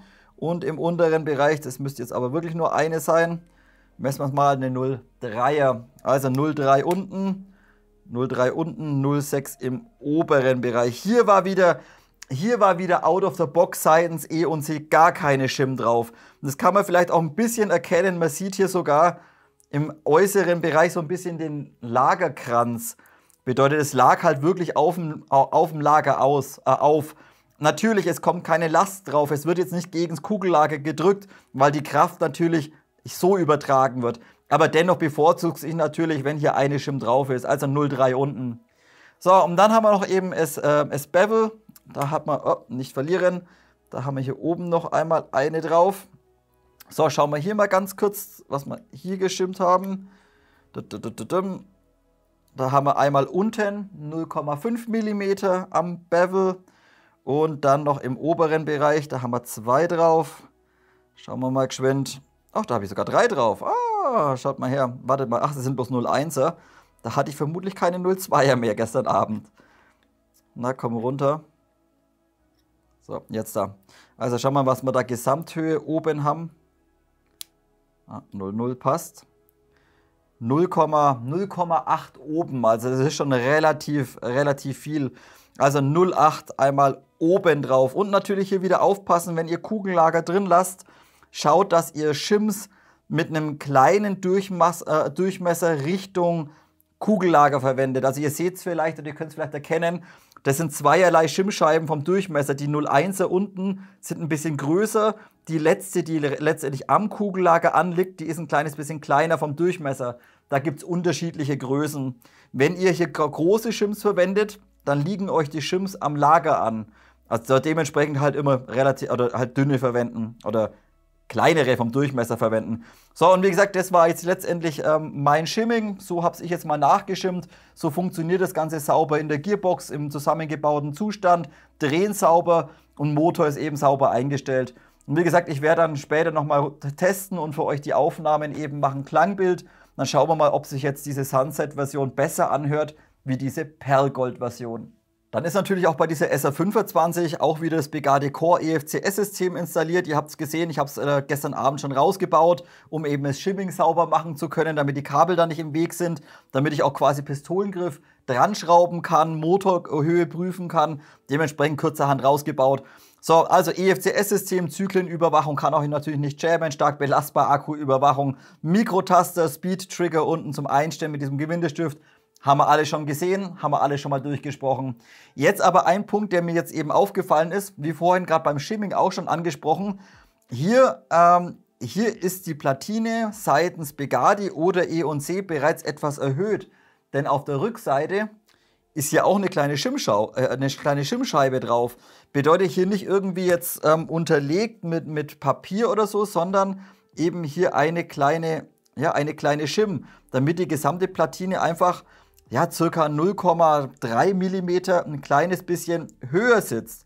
Also hier das Ganze direkt gleich angepasst, ausgeglichen, finde ich gut. Und dementsprechend passt auch die Höhe von dem Mikrotaster natürlich hervorragend zum Steuernocken vom Sektorgear. Wie gerade schon angesprochen, selbst wenn ihr jetzt da 0,6 unterschimmt, passt es immer noch tadellos und ihr müsst jetzt hier nicht irgendwie nochmal Papierstreifen oder sowas drunter legen. Das passt also hier bereits out of the box. Weiter geht's mit dem Pisten und mit dem Zylinderset. Fangen wir wieder beim Pisten und beim Pistenhead an. Und ihr seht schon, hier letztendlich baugleich oder identisch zu der AR15-Serie von E&C. Nur eben, dass der Pisten länger ist. Logisch, ist ein 19 Zahn, beziehungsweise keine 19 Zahn, sondern ein 18 Zahn Pisten. Denn der vorletzte Zahn ist hier nicht vorhanden, denn auch hier hat E&C den AOE wieder über den Zylinderhead bzw. über ein Sorbopad einmal eingestellt. Bedeutet, hier müsst ihr keine weiteren Anpassungen vom AOE einmal durchführen. So, also Pisten ist auch wieder so ein PA-Pisten mit Glasfaseranteil, ca. vielleicht 30% wahrscheinlich. Also Pisten in Ordnung, komplette Stahlzähne. Vorne Pistenhead ist exakt identisch zu der AR15-Serie, Aluminium, ventiliert, ein O-Ring und ein Axiallager wieder im inneren Bereich verbaut. Also einmal Axiallager vorne am Pisten innen drin oder am Pistenhead und ein Axiallager letztendlich hinten am Spring Guide drauf. So, das ist erstmal in Ordnung. Vom Durchmesser hat sich nichts geändert. Das habe ich euch das letzte Mal schon angesprochen, letzte Woche bei dieser BC9. Hier haben wir einen Durchmesser von 23,5 wahrscheinlich, ja, hier 23,5 mm Außendurchmesser vom Aluminium und dementsprechend bei einem Standardzylinder von 23,8 mm gerade einmal 0,3 mm Luft einmal. Da der Pistenhead aber nicht irgendwie eloxiert ist und auch vorne nicht so breit ist vom Material her, geht es noch in Ordnung. Wie gesagt, er schleift und reibt jetzt nicht zu stark irgendwie im Zylinder innen drin. Gerade eben auch in den Führungen, wenn er dann sauber geführt wird und sauber läuft, dann passt es schon. Auch hier könnt ihr bis jetzt sehen, hier keine so Schleifspuren oder sowas sichtbar. Auch oben noch nicht sichtbar und auch im Zylinder innen drin sieht das Ganze immer noch tipptopp aus.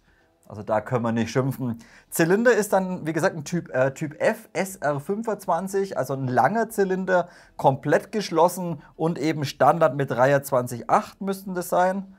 23,88.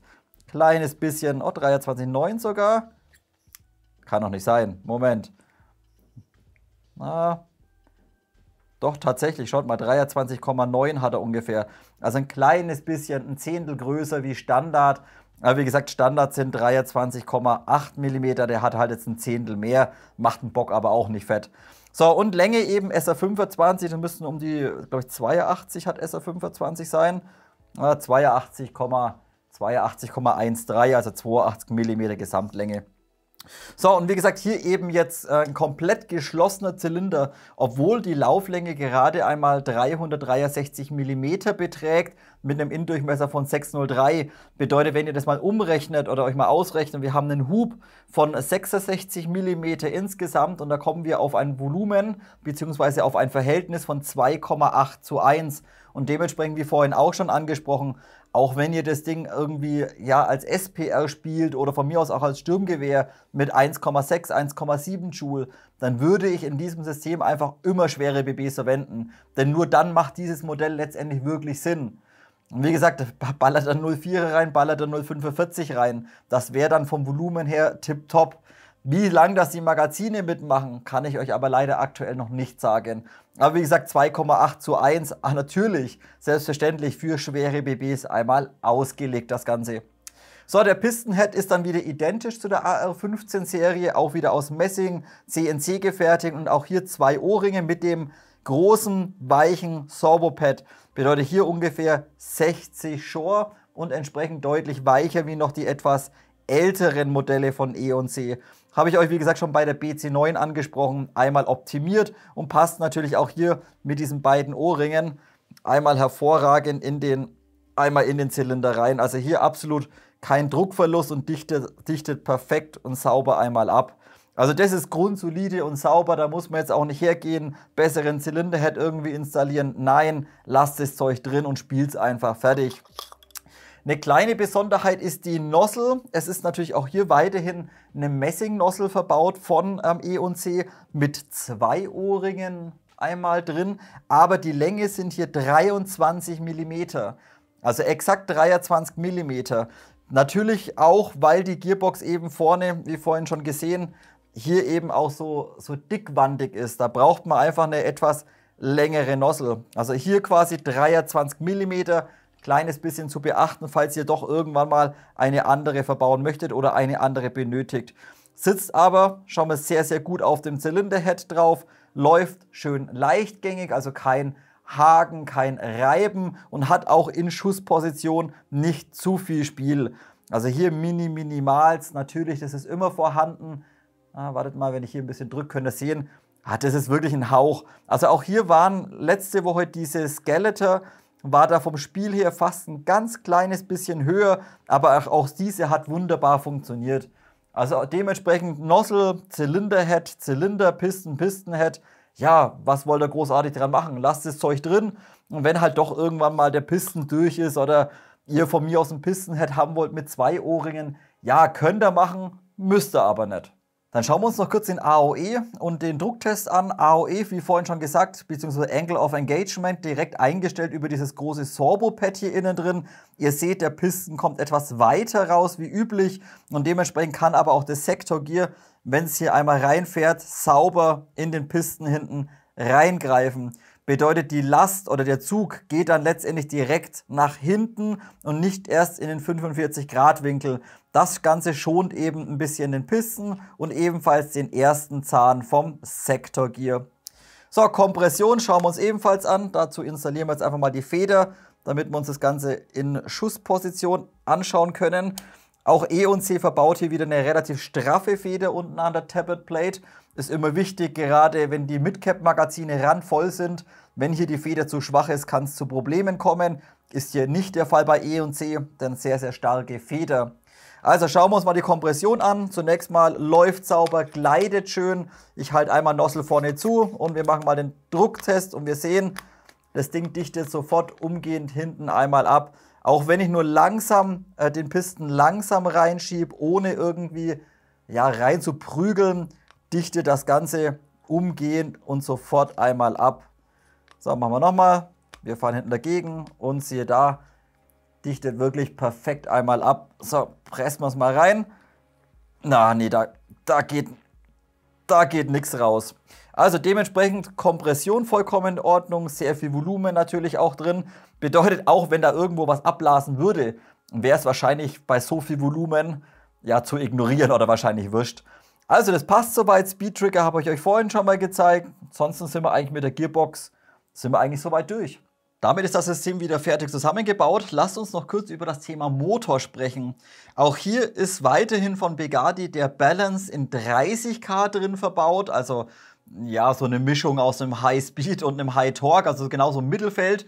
Und zieht entsprechend, wie vorhin schon angesprochen, relativ hohe Ströme. Bedeutet, ihr solltet schon gucken, dass ihr den entsprechend performanten Akku bzw. Lithium-Polymer-Akku verwendet. Wie vorhin schon gesagt, mindestens 1500 mAh, 11,1 Volt mit 30 bis 60 C oder halt dann den ganz großen, den 2150 mAh. Ist einfach gerade für den Motor und für die Kombination meiner Meinung nach am besten geeignet. So, und hier muss ich heute sagen, im Regelfall würde ich den Motor bei manchen Systemen als nicht ganz optimal einstufen. Wie schon so häufig angesprochen, da eignet sich vielleicht teilweise der Mamba mit 19K ein kleines bisschen besser.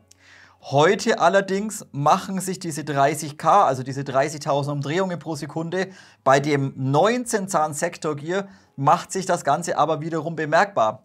Bedeutet, wenn man ein 19 Zahn Gearset mit 18:1 mit einem 19K Motor betreibt, dann wäre das ganze System nicht ganz so spritzig, wie es jetzt eben mit dem 30K ist. Bedeutet, hier würden wir um 12 bis 15 Millisekunden vom Zyklus leider verlieren. Also hier heute vom Motor, wie gesagt, aufgrund der Geschwindigkeit vielleicht nicht ganz so, ja, vielleicht nicht ganz so schlimm, kann man auch nicht sagen. Aber hier ist einfach der Motor in dem System mit 19 Zahn meiner Meinung nach sogar sehr gut geeignet dafür. So, dann noch ganz kurz Thema Klang. Ich habe es euch vorhin gesagt, ich habe es einmal nachgeschimmt, ich habe den Motor sauber eingestellt und jetzt da hört sich das Ganze rein von den Gears schon mal besser an. Es gibt jetzt noch einen Punkt, der mir gerade aufgefallen ist. Die Originalfeder, die hier drin verbaut ist von E&C, das müsste geschätzt eine 130er Feder sein oder M135. Die klingelt ein kleines bisschen nach, bedeutet da habt ihr so ein Klirren drauf, wenn die Feder entspannt. Hören wir uns das System mal ganz kurz an. Akku ist dran, so ein kleiner oder so ein normaler, also jetzt nicht der größte und dadurch das System vielleicht nicht ganz so spritzig. So, hören wir es uns mal an.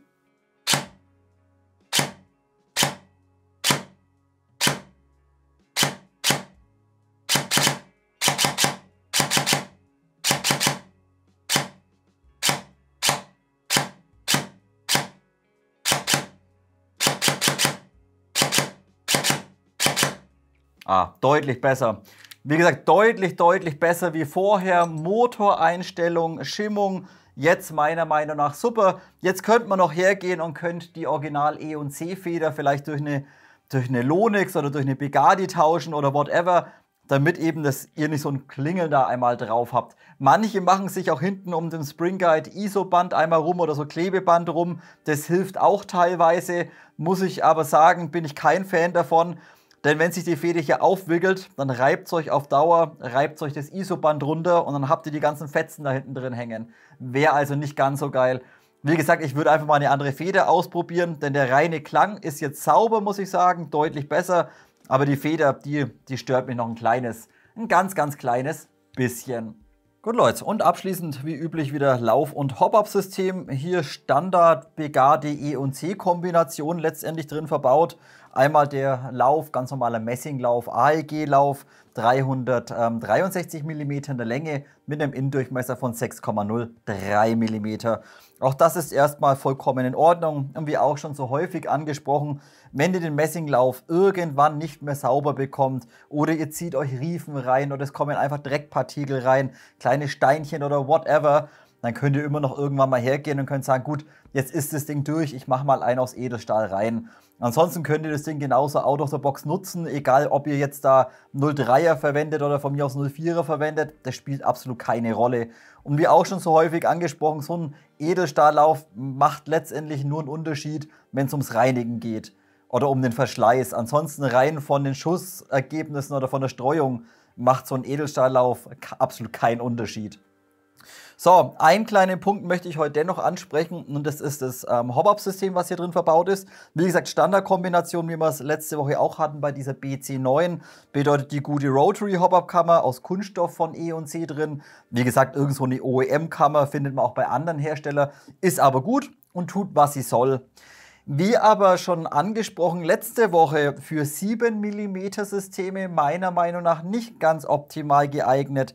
Denn nehmen wir mal an, wir installieren das ganze Zeug jetzt, stopfen wir einfach mal da rein und wir schauen uns einfach mal den oberen Durchgang an. Habe ich euch eben letzte Woche schon gesagt, der Durchgang, ja, wir würden zwar die Länge von einem großen Tensioner reinbekommen, aber wenn ihr euch den Durchgang mal genau anschaut, dann könnt ihr einfach sehen, dass der nicht eckig ist, sondern abgerundet. Und wenn wir jetzt einfach mal hergehen und so einen großen Tensioner installieren würden für ein 7 mm System, dann bekommen wir diesen zwar hier einmal draufgelegt, aber wir müssten diesen ein kleines bisschen zusammendrücken in diese Radien rein, damit er hier einmal sauber reinpasst. Ja, es funktioniert, aber ganz optimal oder zu 100% perfekt ist das Ganze meiner Meinung nach nicht. Dementsprechend würde ich bei der Original Hop-Up-Kammer immer auf ein Standard 5 mm System gehen. Und wenn ihr dann unbedingt ein 7 mm System braucht, weil ihr einfach schwere BBs spielen wollt, dann würde ich einfach immer zu einer Neptune Hop-Up-Kammer greifen. Natürlich kostet Schweinegeld, man muss sich auch wieder überlegen, macht das Ganze Sinn oder eher nicht.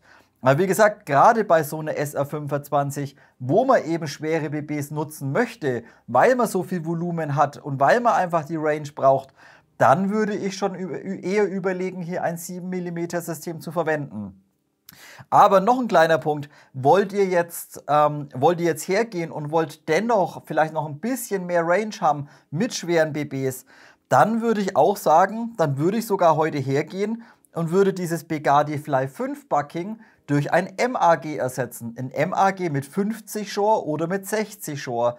Wie gesagt, einfach auf ein R-Hop Bucking gehen, denn diese eignen sich gerade für schwere 03, 032, eignen sich diese besser. Und dann könnt ihr eben auch bei dem 5 mm System bleiben. Bedeutet einfach Bucking tauschen auf dem R-Hop, wie gesagt, einfach das Ganze wieder installieren und dann eben weiterhin den 5 mm Tensioner verwenden, der hier im Lieferumfang ebenfalls drin verbaut ist. Also hier halten wir mal fest, heute, wie gesagt, bei so kurzen Sturmgewehren oder sowas, da ist dieses Hop-Up-System meiner Meinung nach super. Denn wir verwenden halt, ich verwende halt zum größten Teil in diesen Kniften 0,3 oder 0,32 Gramm. Aber sind wir ehrlich, eine SR25, da will man einfach schon die Range haben. Wir wollen die schweren BBs nutzen. 0,3 in plus, sage ich mal. Da wäre es heute, wie gesagt, ein bisschen interessanter, eventuell auf ein MAG, also auf ein R-Hop Bucking zu wechseln. Wie gesagt, müsst ihr entscheiden, je nach Kugelgrammatur, was ihr durch das Ding durchdrücken möchtet, je nachdem, was ihr eben verwenden wollt. Einfach im Hinterkopf behalten, wenn ihr zum Beispiel mal 0,36 und 0,4 verwendet und dann denkt, ja gut, da könnten vielleicht nochmal 3, 4, 5 Meter drin sein. Gerne mal so ein MAG-Bucking verwenden, denn die eignen sich, wie gesagt, für noch schwere BBs eigentlich ein kleines bisschen besser. Und wenn ihr dann hergehen wollt und wollt einfach auf ein 7 mm System gehen, ein Fly 7 oder ein MAG 7, dann würde ich hergehen und würde eine Neptune Hop-Up-Kammer reinknallen. Auch das habe ich für euch vorhin mal kurz geprüft, mal reingestopft, passt wunderbar rein, ist zu 100% kompatibel und mit der Original-Nozzle, die hier drin verbaut ist, diese 23 mm, braucht ihr alle 4 Schimmscheiben, welche bei der Neptune dabei sind. Und dann passt es von der Nozzle-Länge und vom Feeding wieder hervorragend zusammen. Und dann habt ihr eben eine CNC-Hop-Up-Kammer mit einem noch feineren Einstellrädchen, lässt sich eben noch ein kleines bisschen feiner einstellen wie diese Kunststoff-Hop-Up-Kammer und ihr könnt eben dann diese 7 mm Systeme ohne jegliche Einschränkung einmal verwenden. Wie gesagt, natürlich kostet wieder Geld und müsst ihr letztendlich überlegen, ob es euch das wert ist oder nicht. Wie gesagt, ich würde es erstmal out of the box betreiben, je nach Kugelgewicht. Und wenn er dann immer noch sagt, gut, wir probieren mal ein bisschen rum, wir testen noch ein bisschen mit BBs rum, probiert mal ein MAG-Bucking in 5, also ein MAG 5, testen, probieren, ob euch das dann langt. Im Regelfall würde ich sagen, ja.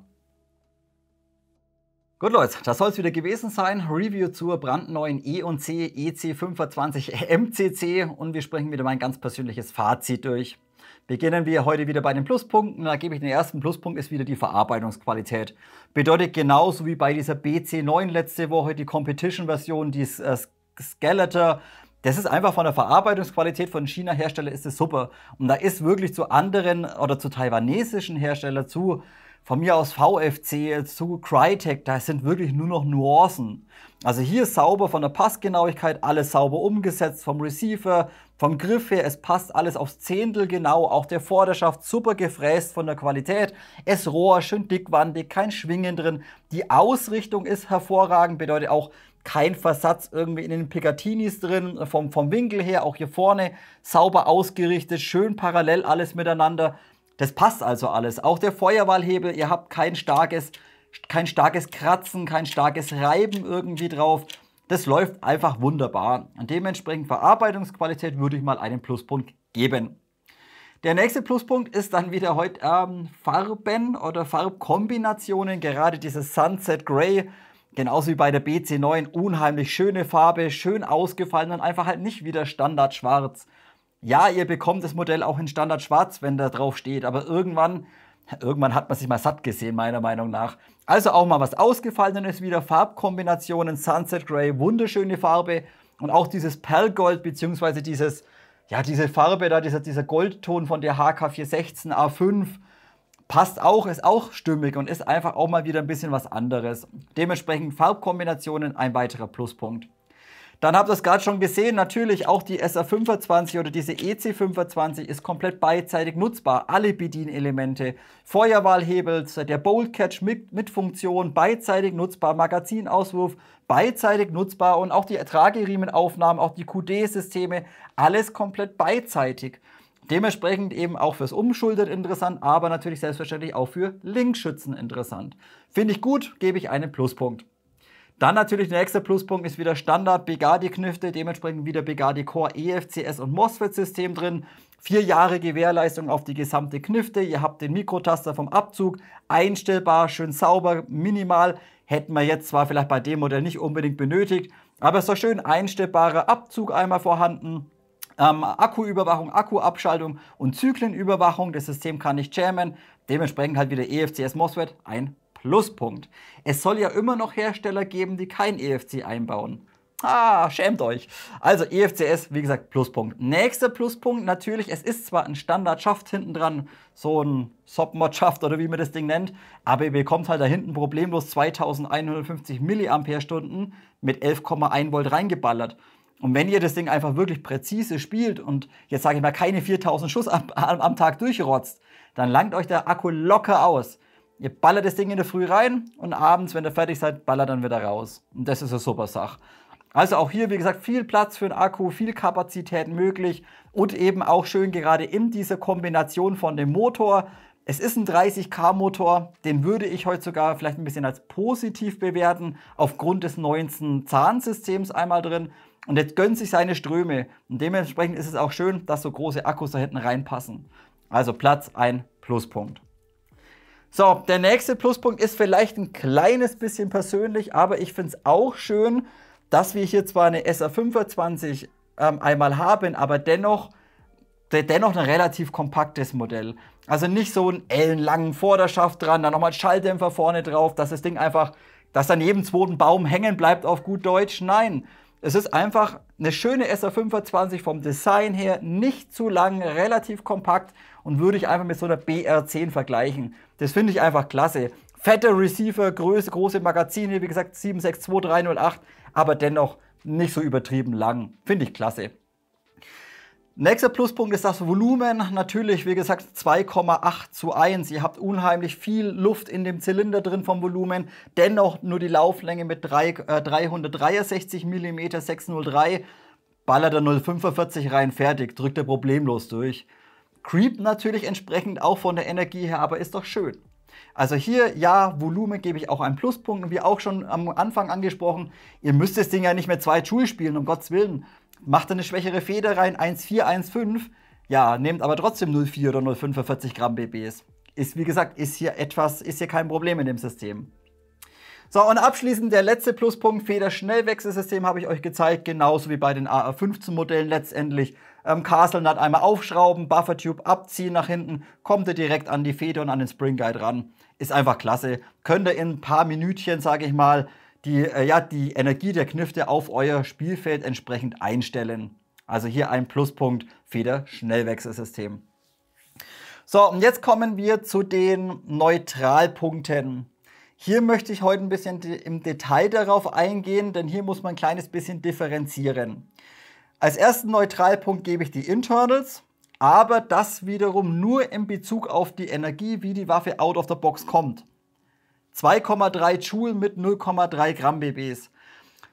Der Zylinderhead ist in Ordnung, der hat ein weiches Sorbopad und nimmt die Energie auch ein kleines bisschen raus. Die Gearbox an sich ist auch okay, hat aber zum Beispiel am Zylinder vorne keine Radien dran. Hat keine Verstärkung irgendwie unten drin wie bei Symer oder wie bei G&G zum Beispiel.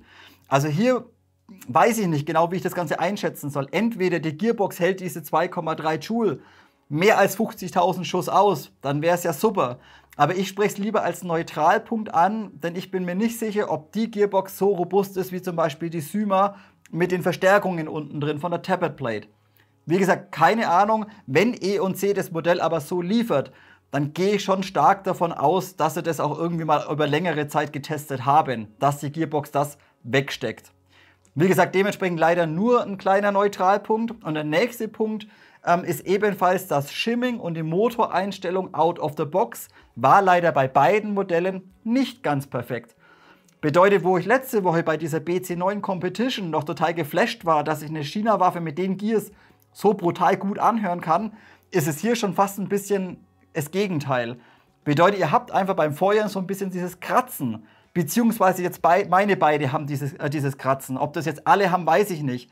Sollte das aber bei euch ebenfalls sein, dass wenn ihr feuert und ihr merkt einfach, oder ihr merkt sogar ein bisschen am Pistolengriff, dass ihr so ein bisschen Reibung drauf habt, dann geht ihr umgehend her und schraubt die Motoreinstellschraube unten ungefähr eine halbe Umdrehung weiter raus. Viertelumdrehung, halbe Umdrehung, damit ihr ein kleines bisschen Zahnspiel zwischen dem Pinion Gear und dem Bevel Gear hinbekommt. Wie gesagt, das war bei meinen beiden Modellen nicht ganz passend, da war die Einstellschraube zu weit drin. Hat es einer gut gemeint. Also hier gesamte Internals würde ich als Neutralpunkt geben. Der nächste Neutralpunkt, das ist auch vielleicht ein kleines bisschen persönlich. Das ist ein bisschen so dieses Klingen, wo ich euch bis jetzt immer noch nicht sagen kann, wo das herkommt. Bedeutet, nach jedem Schussvorgang nehmt ihr am Receiver irgendwo so ein ganz kleines bisschen so ein Scheppern oder so ein Klingeln wahr, als würde einfach eine Feder nachschwingen. Aber ich kann es euch nicht sagen, woran das liegt. Wäre es jetzt schnell gelöst, hätte ich es vielleicht gar nicht angesprochen, aber ich finde es einfach nicht. Bedeutet hier oben die Feder schon eingeschmiert, schon ein bisschen Schaumstoff dran, Feder vom Magazinhalter ebenfalls ein kleines bisschen schon eingeschmiert, eingefettet. Also alles, was normalerweise bei einer AR-15 schwingen und scheppern kann, habe ich bereits umgesetzt. Und dennoch ist dieses Schwingen vorhanden. Dementsprechend für mich persönlich kleiner Neutralpunkt, leichtes Schwingen nach dem Schuss. Wie gesagt, braucht man eigentlich nicht ansprechen, viele stört es nicht. Ich persönlich lege hier aber Wert darauf, dass es eben nicht so ist. So, und der letzte kleine Neutralpunkt, da muss man auch wieder differenzieren. Das Hop-Up-System an sich, die Kammer, das Bucking und der Tensioner sind zunächst mal wieder super out of the box. Hier muss ich aber heute ein bisschen, nicht schimpfen, aber ein bisschen differenzieren einfach, je nachdem, welche Kugelgrammatur man verwendet. Für ein AR-15 Modell, wo man, sage ich mal, im Durchschnitt 0,3, von mir aus 0,32 Gramm BBs verwendet, da passt es super. Aber Leute, wir haben hier eine SA25, wir haben viel Volumen. Da möchte ich auch dann die entsprechende Kugelgrammatur 0,4 oder vielleicht 0,45 verwenden. Und hierfür ist das Fly 5 meiner Meinung nach nicht ganz perfekt geeignet.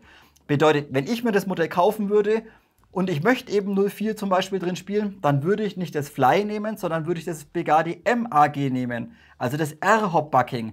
Denn die eignen sich für diese hohe Grammatur von BBs, eignen sich die besser, wie zum Beispiel das Fly.